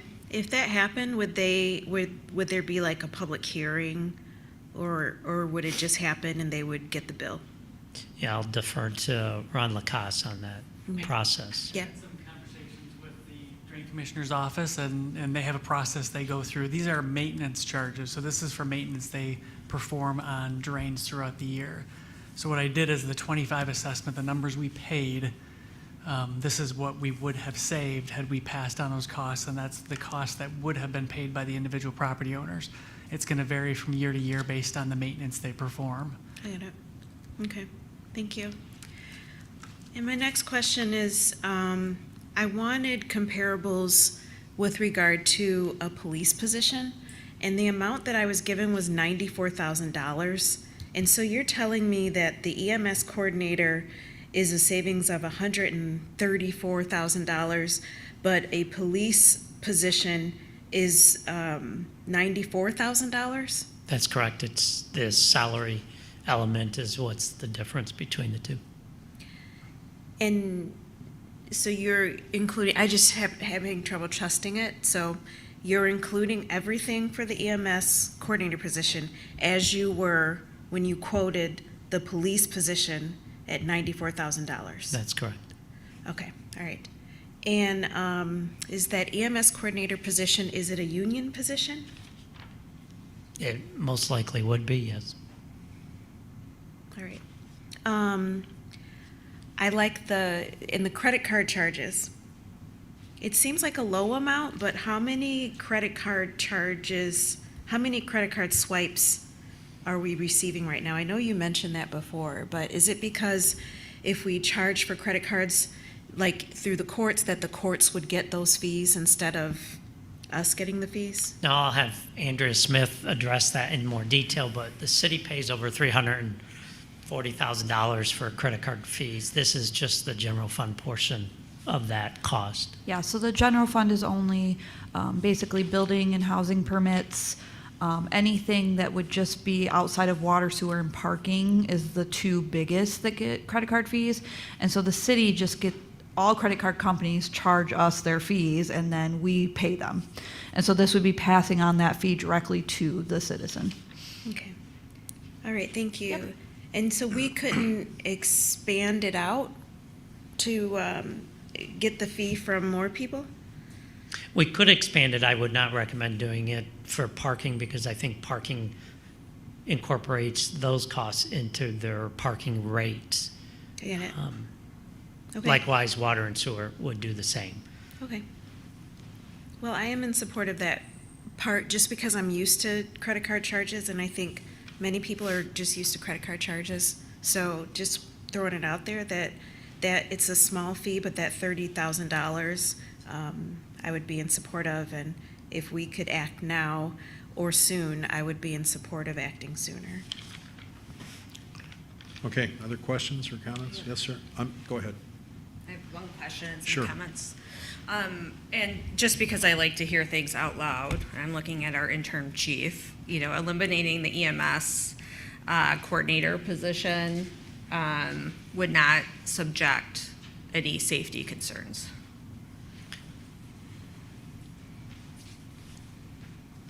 We currently have a training chief in position, in utilization of fire instructors that we have throughout the ranks of the suppression division. It was to alleviate the amount of time that people were spending on their off days doing the instruction. That was the intent of it, to relieve some of that work from the staff doubling up after completion of shift, then going back to teaching on their day, the following day. Gotcha. Are we paying overtime for that additional time? Yes. Well, But it's still a savings? What's the differential between the overtime we're paying for this service and this particular item, Mr. City Manager? I believe the training chief is salaried and not hourly, so there's no overtime. Okay. She is hourly. Okay, so then I don't have that number. I'd have to get you that number. That wasn't presented when I spoke to the chief at the time. Okay, thank you, sir. Other questions? Mayor Pro Tem? No further questions. I do want to just offer a couple of comments. One is, reflecting on tonight's agenda and thinking through the deficit reduction plan. When you're sitting in this seat and facing with some budget challenges and additional uncertain times, as we know, we've had political leadership change on the federal government and how that impacts the state coffers, which will impact revenue sharing and beyond. There's a lot of uncertainty in this current landscape, and us acting swiftly to nip away at the structural deficit that the city manager has mentioned, there's benefits to that. But there's also benefits to understanding, do we have everything on the table we should be considering, recognizing the current landscape. Beyond, I do appreciate deeply my colleague's reference that, having the voters decide on a Parks and Rec millage is their opportunity to voice that, but that's only one choice. And there may be additional choices. And I know my other colleague, Mr. Meadows, mentioned some of those. I think there could be additional ones.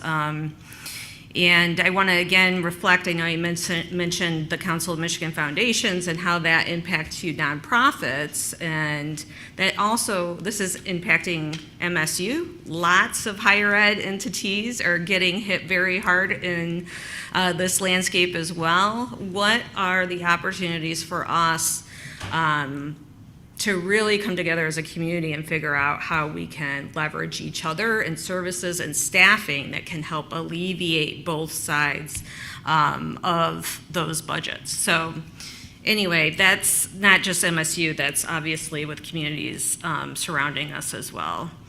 I do think there is some low-hanging fruit that, my colleagues like Ms. Watson also referenced with the credit card fees, even though I don't like them.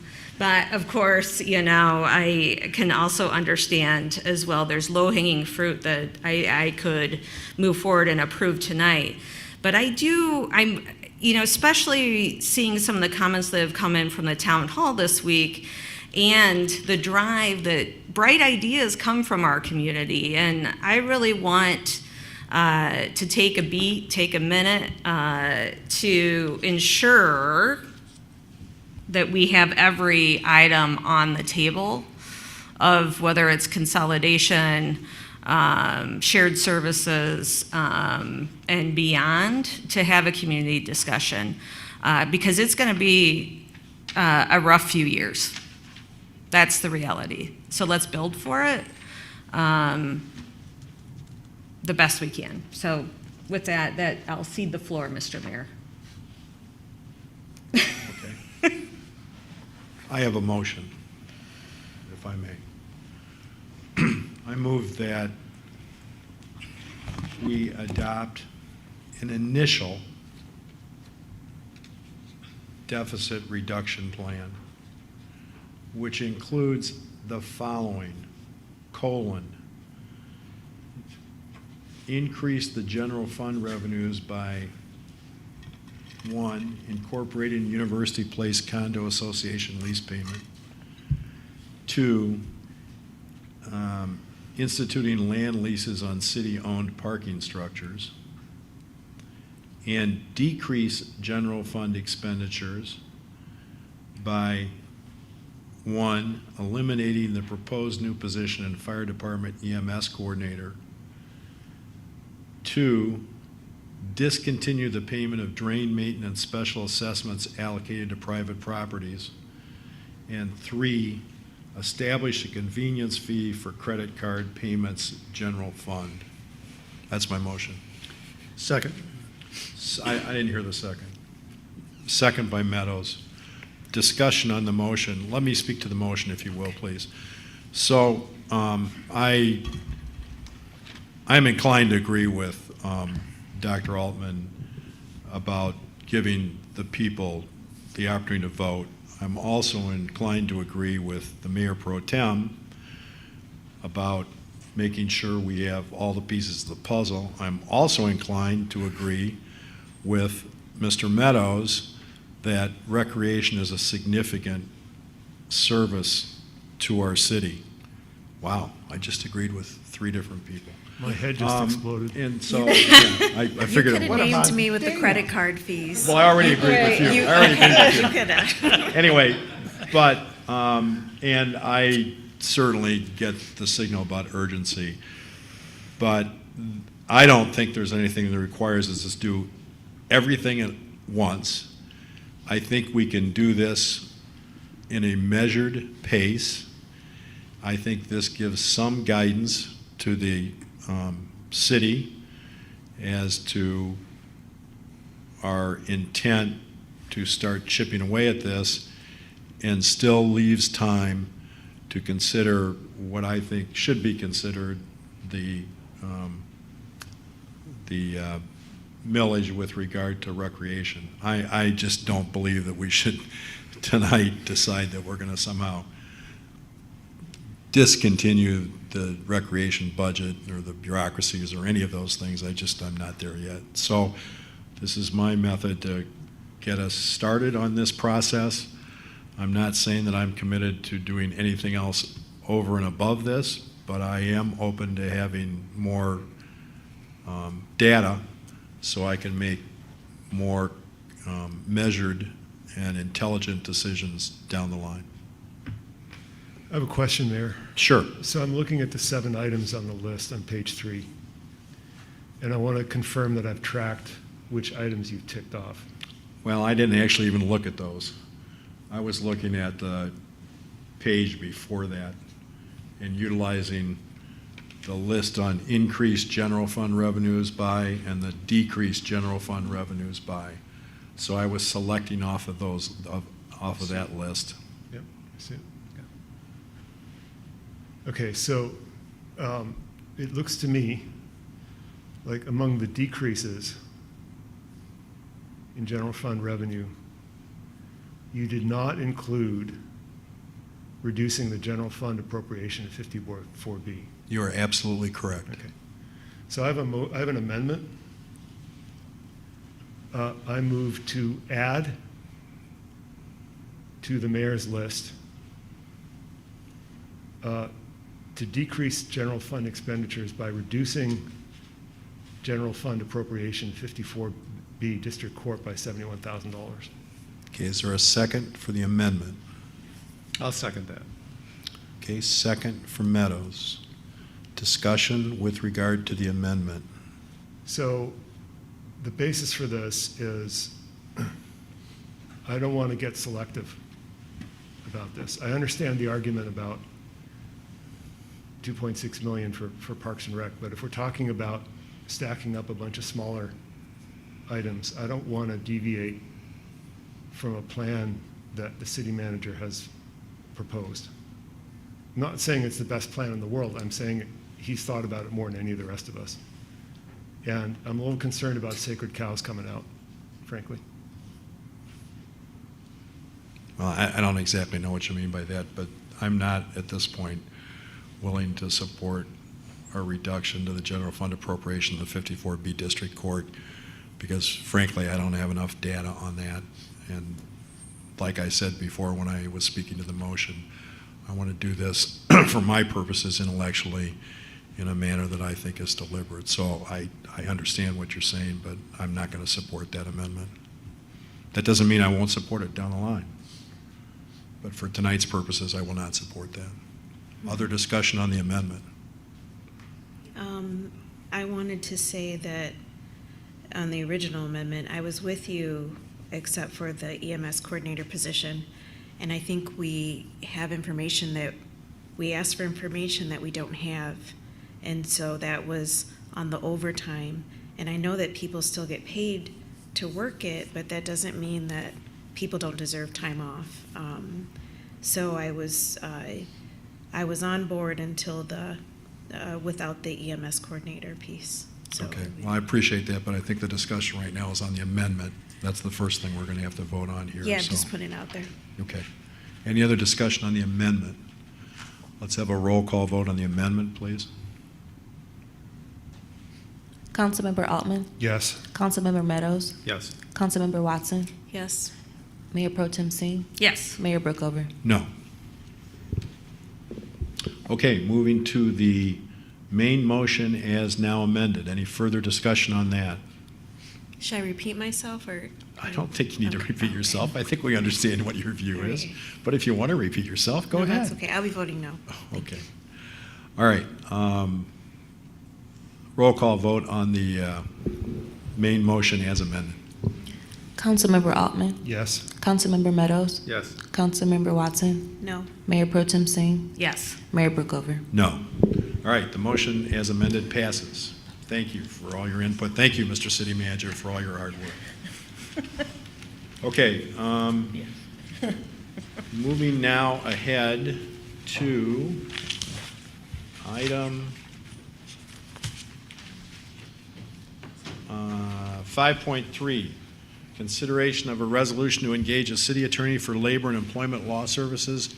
Mr. City Manager, do you wish to speak to this at all? Actually, I would request a 5-minute recess. Oh, okay, sure, fine, thanks. Thank you.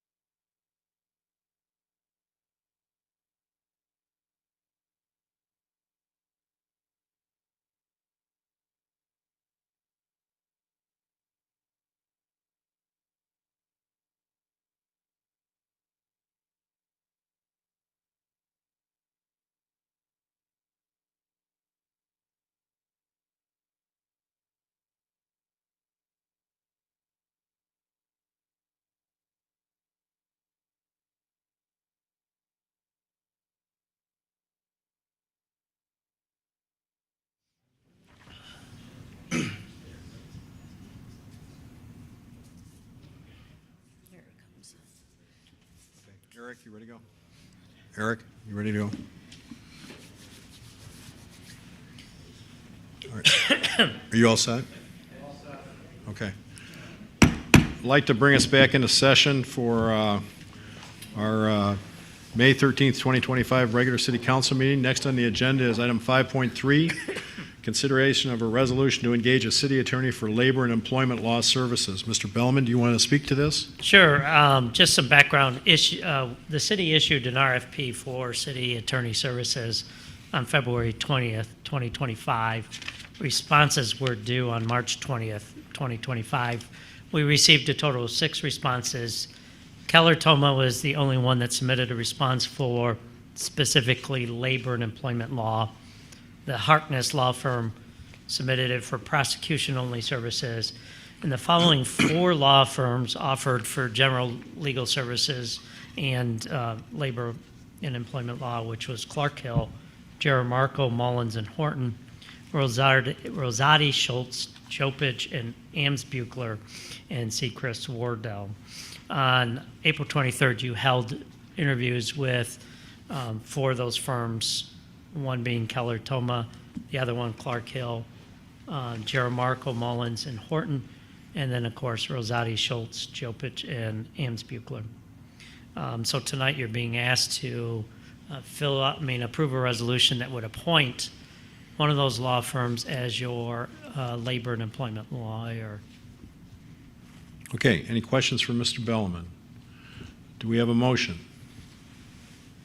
I'll move to authorize the mayor to sign a resolution to engage Keller Toma of East Lansing in order to provide labor employment services to the city of East Lansing. Okay, I think the motion is to authorize the city manager and mayor to negotiate a contract to come back to the city council for approval for the subject law I looked at the firm. resolution with your name on it, and that's why I did that. So let me amend my motion. As the mayor mentioned, to move forward and negotiate a contract with Toma Keller Law Firm for labor and employment services for the city manager and the mayor to negotiate. Okay, is there a second? I'll second. Okay. Moved by the mayor pro tem, seconded by councilperson Watson. Any discussion? Yeah, one question. Sure. Why wouldn't we just have the city manager negotiate this contract? Because I thought it might be advisable to have the mayor involved, but if you want to strike the mayor's involvement, I guess that's up to you. I will move an amendment to strike the mayor's involvement. Okay. I'll second that. Okay. All those in favor of the amendment say aye. Aye. Aye. All those opposed? Aye. Okay. All right, we move to the main motion as amended. Can I have a roll call vote, please? Actually, discussion? Oh, I'm sorry. Sure. Discussion. Sure. So this is, just for maybe anyone that doesn't know, this is our current labor attorney that's on the floor to go into contract with. I was happy to be able to meet with the labor attorney because I really haven't outside of closed sessions. And so it was good to ask some questions and get some understandings that I didn't have before, and that has to do with entering into closed sessions and feeling like I need a law degree to process things. But I understood the openness of our labor council to my extra questions or anything that I might have because I'm not quite following something. And just as far as labor and employment has gone, it's typically Gary that we see, and she's intelligent and she's able to break things down and just help us along. So I am in support of maintaining that relationship with them. Okay, any further discussion? Could we have a roll call vote, please?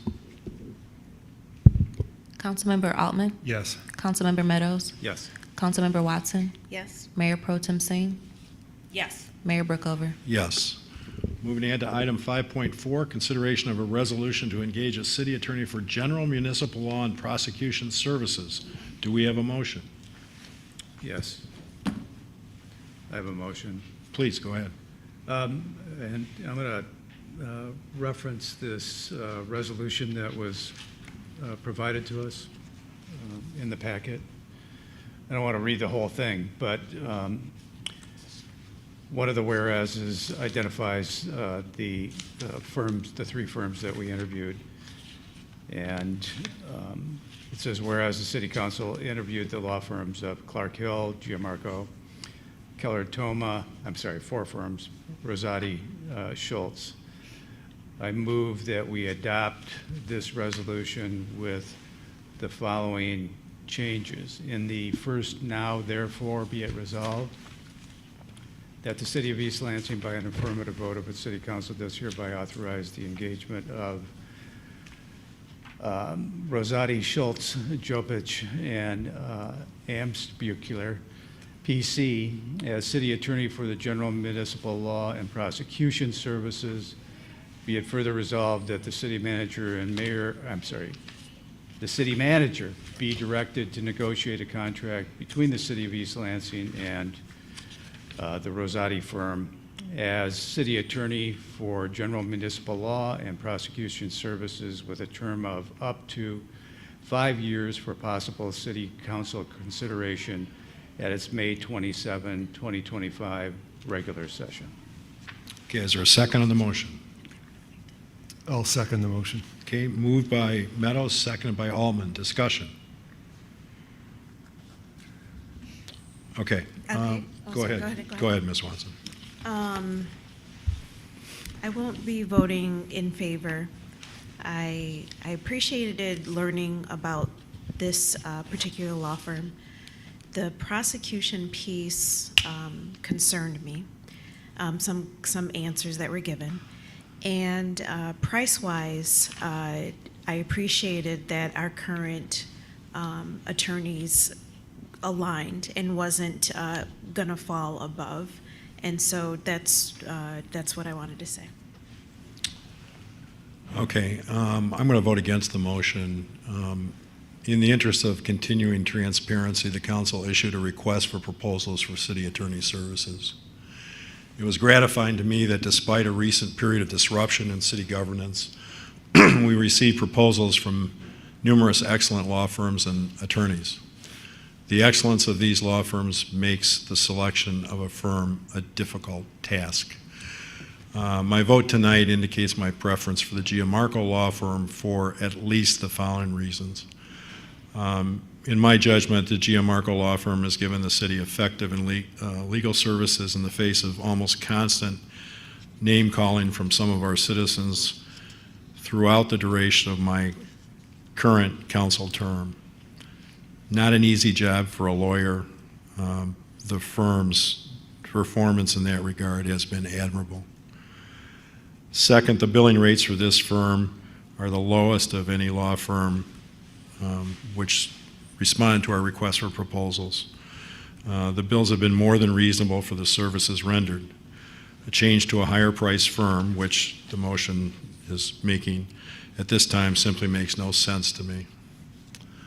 Third, the stabilization and rationalization of city government has been a primary goal for me. By retaining this law firm, we continue our progress to recover a stable but fiscally responsible and fair to all city government. The continuity of legal services is an important facet of that progress. Next, Gianmarco has a proven track record of winning in court for the city. Their attorneys have successfully litigated and navigated all litigation to which they have been assigned. These results speak for themselves. Next, I have a concern, although great respect for the Jopich law firm, that the hiring of that law firm will create a potential conflict of interest for this reason, which is that we have recently moved to a different insurance company for the city. The Gianmarco firm, the Jappich firm is a long-standing law firm representing that insurance company in a variety of matters throughout the state. It's my understanding that's one of only 2 law firms that represents the insurance company.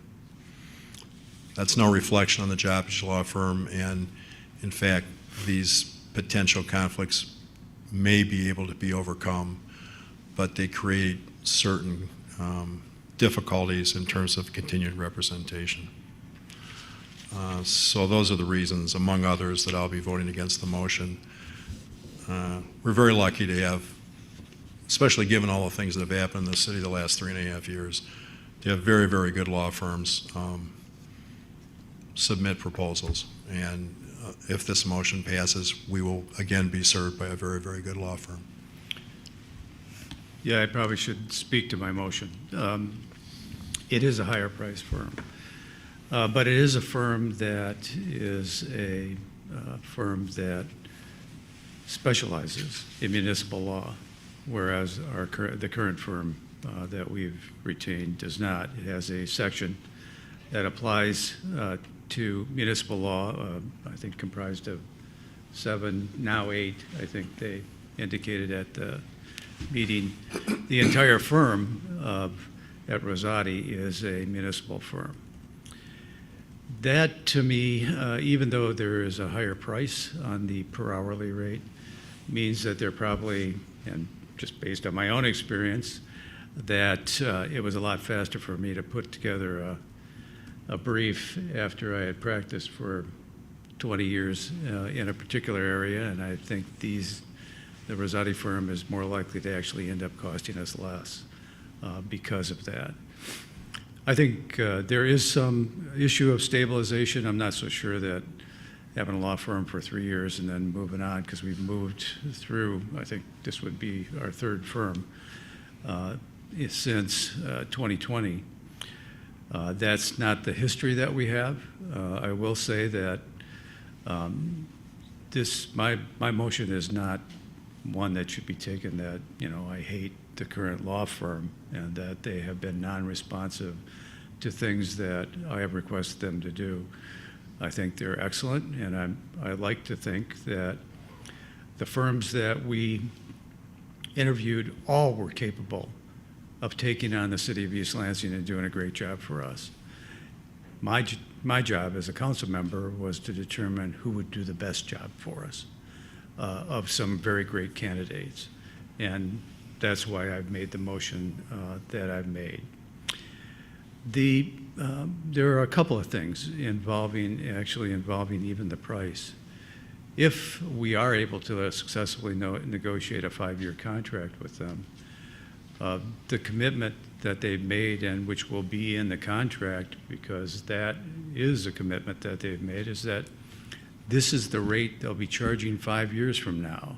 So during this entire 5-year period, there will be no request for an increase in their rates, not to even include the amount of exclusions that, having worked in private practice, often are part of the bill that a customer receives, like the 15-minute phone call or the fact that you had to look something up. Those types of things have been excluded from their billing. I think this is also a firm that can put its winning in court record up against any other law firm. There is a proposal or a provision in the proposed contract that deals with conflict of interest, and I think it's a very good provision. I've gone word by word through it, and I would hope that any conflict of interest would be resolved in the manner which it provides specifically that if there is one, they will remove themselves, and they will have someone else provide the legal services to us in a conflict position. So For those reasons and many others, I think that the right choice is the Rosati firm. I think they will provide us the type of service that I was used to receiving prior to 2020, where we had a municipal law firm, the McKinney firm, representing us for almost 40 years, always with prompt response and a very good pricing based on the experience that they had and the ability to do things a little bit faster than other firms might be able to do. One thing I do want to mention, that if this does pass, whether this passes or something else passes, I would like to see the contract specifically set out the scope of services that we put in our RFP. I think it's important to have these not just referred to by reference. I think they need to be set out in the contract. So that's a comment I have. Any further discussion? I have Yes, ma'am. some comments. You know, I do want to start by saying I agree with the mayor that we had some excellent responses and proposals that were put forth to us, and I think the interviews themselves were very telling before council, and would agree GMH through the last several years have performed admirably through the challenges that we have faced as a community.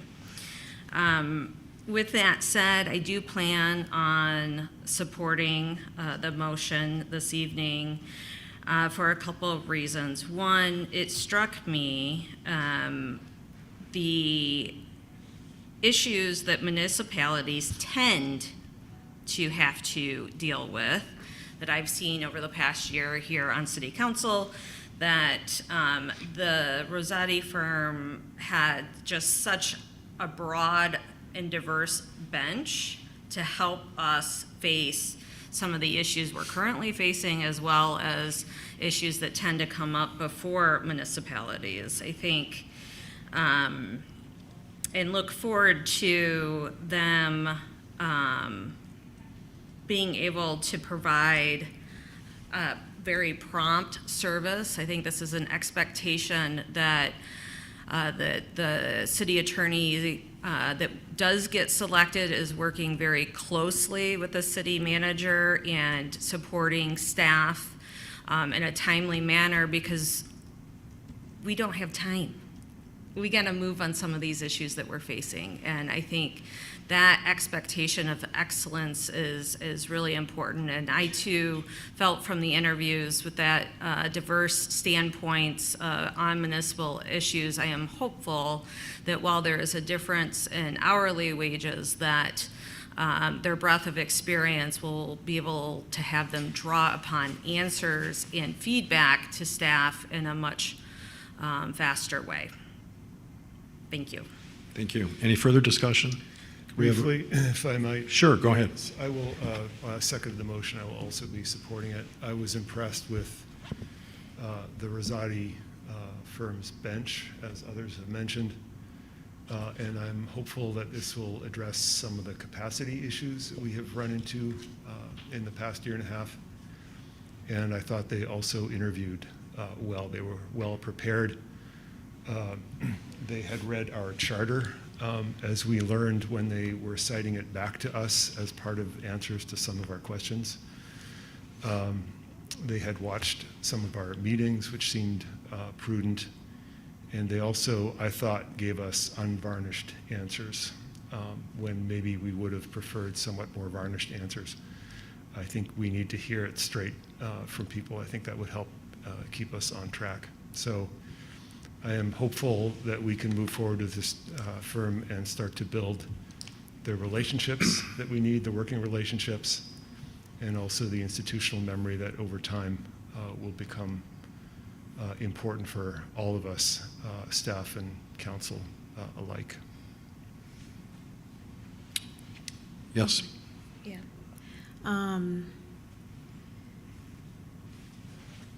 This current body is confusing me right now. we just voted to cut a bunch of things, but now we're on board to pay more when we have a different choice. And typically we'll hear from staff on RFPs, and they typically say this was the lowest bid. And so it seems like it feels really hypocritical to then decide in a way in favor of a firm that issued such a higher amount, as, like I said, we're in a deficit and we just agreed to make some cuts and bill some people. So I'm disappointed that the landing seems to be what it is. And the other thing I want to say is I am deeply concerned about the prosecutor that was presented to us, but I will do all I can to get that figured out alongside, so that our community doesn't go backwards. And that backwards is some of that time that long-term attorney was with us. And while some things might have worked for that person and for the body, there were problematic things occurring on his clock. And I cannot go back in time because it impacts deeply my community.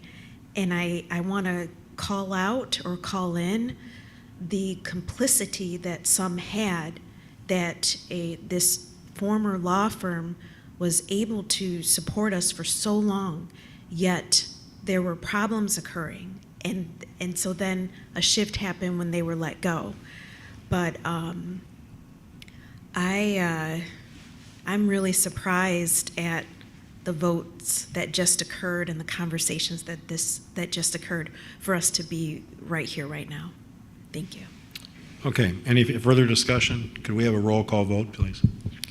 Councilmember Altman? Yes. Councilmember Meadows? Yes. Councilmember Watson? No. Mayor Pro Tem Singh? Yes. Mayor Brookover? No, the motion passes. I therefore have another motion. I move that the Gianmarco Law Firm continue as our attorneys in all pending circuit court litigation in which the firm has already filed an appearance with the court. Second. Moved and seconded. Discussion. I believe that this is an appropriate transition process.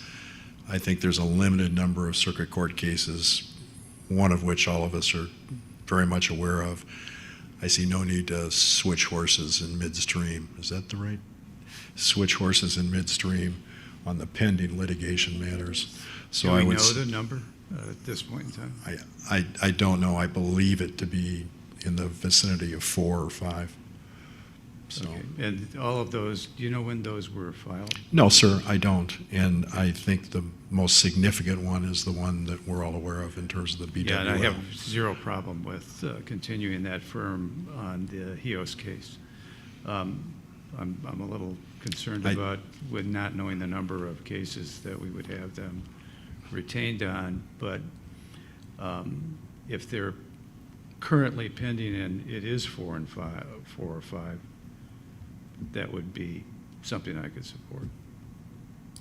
Yeah, I don't know if the city manager has it in his hands. My recollection is the only other things pending may be appeals of administrative ordinance type issues and FOIA litigation.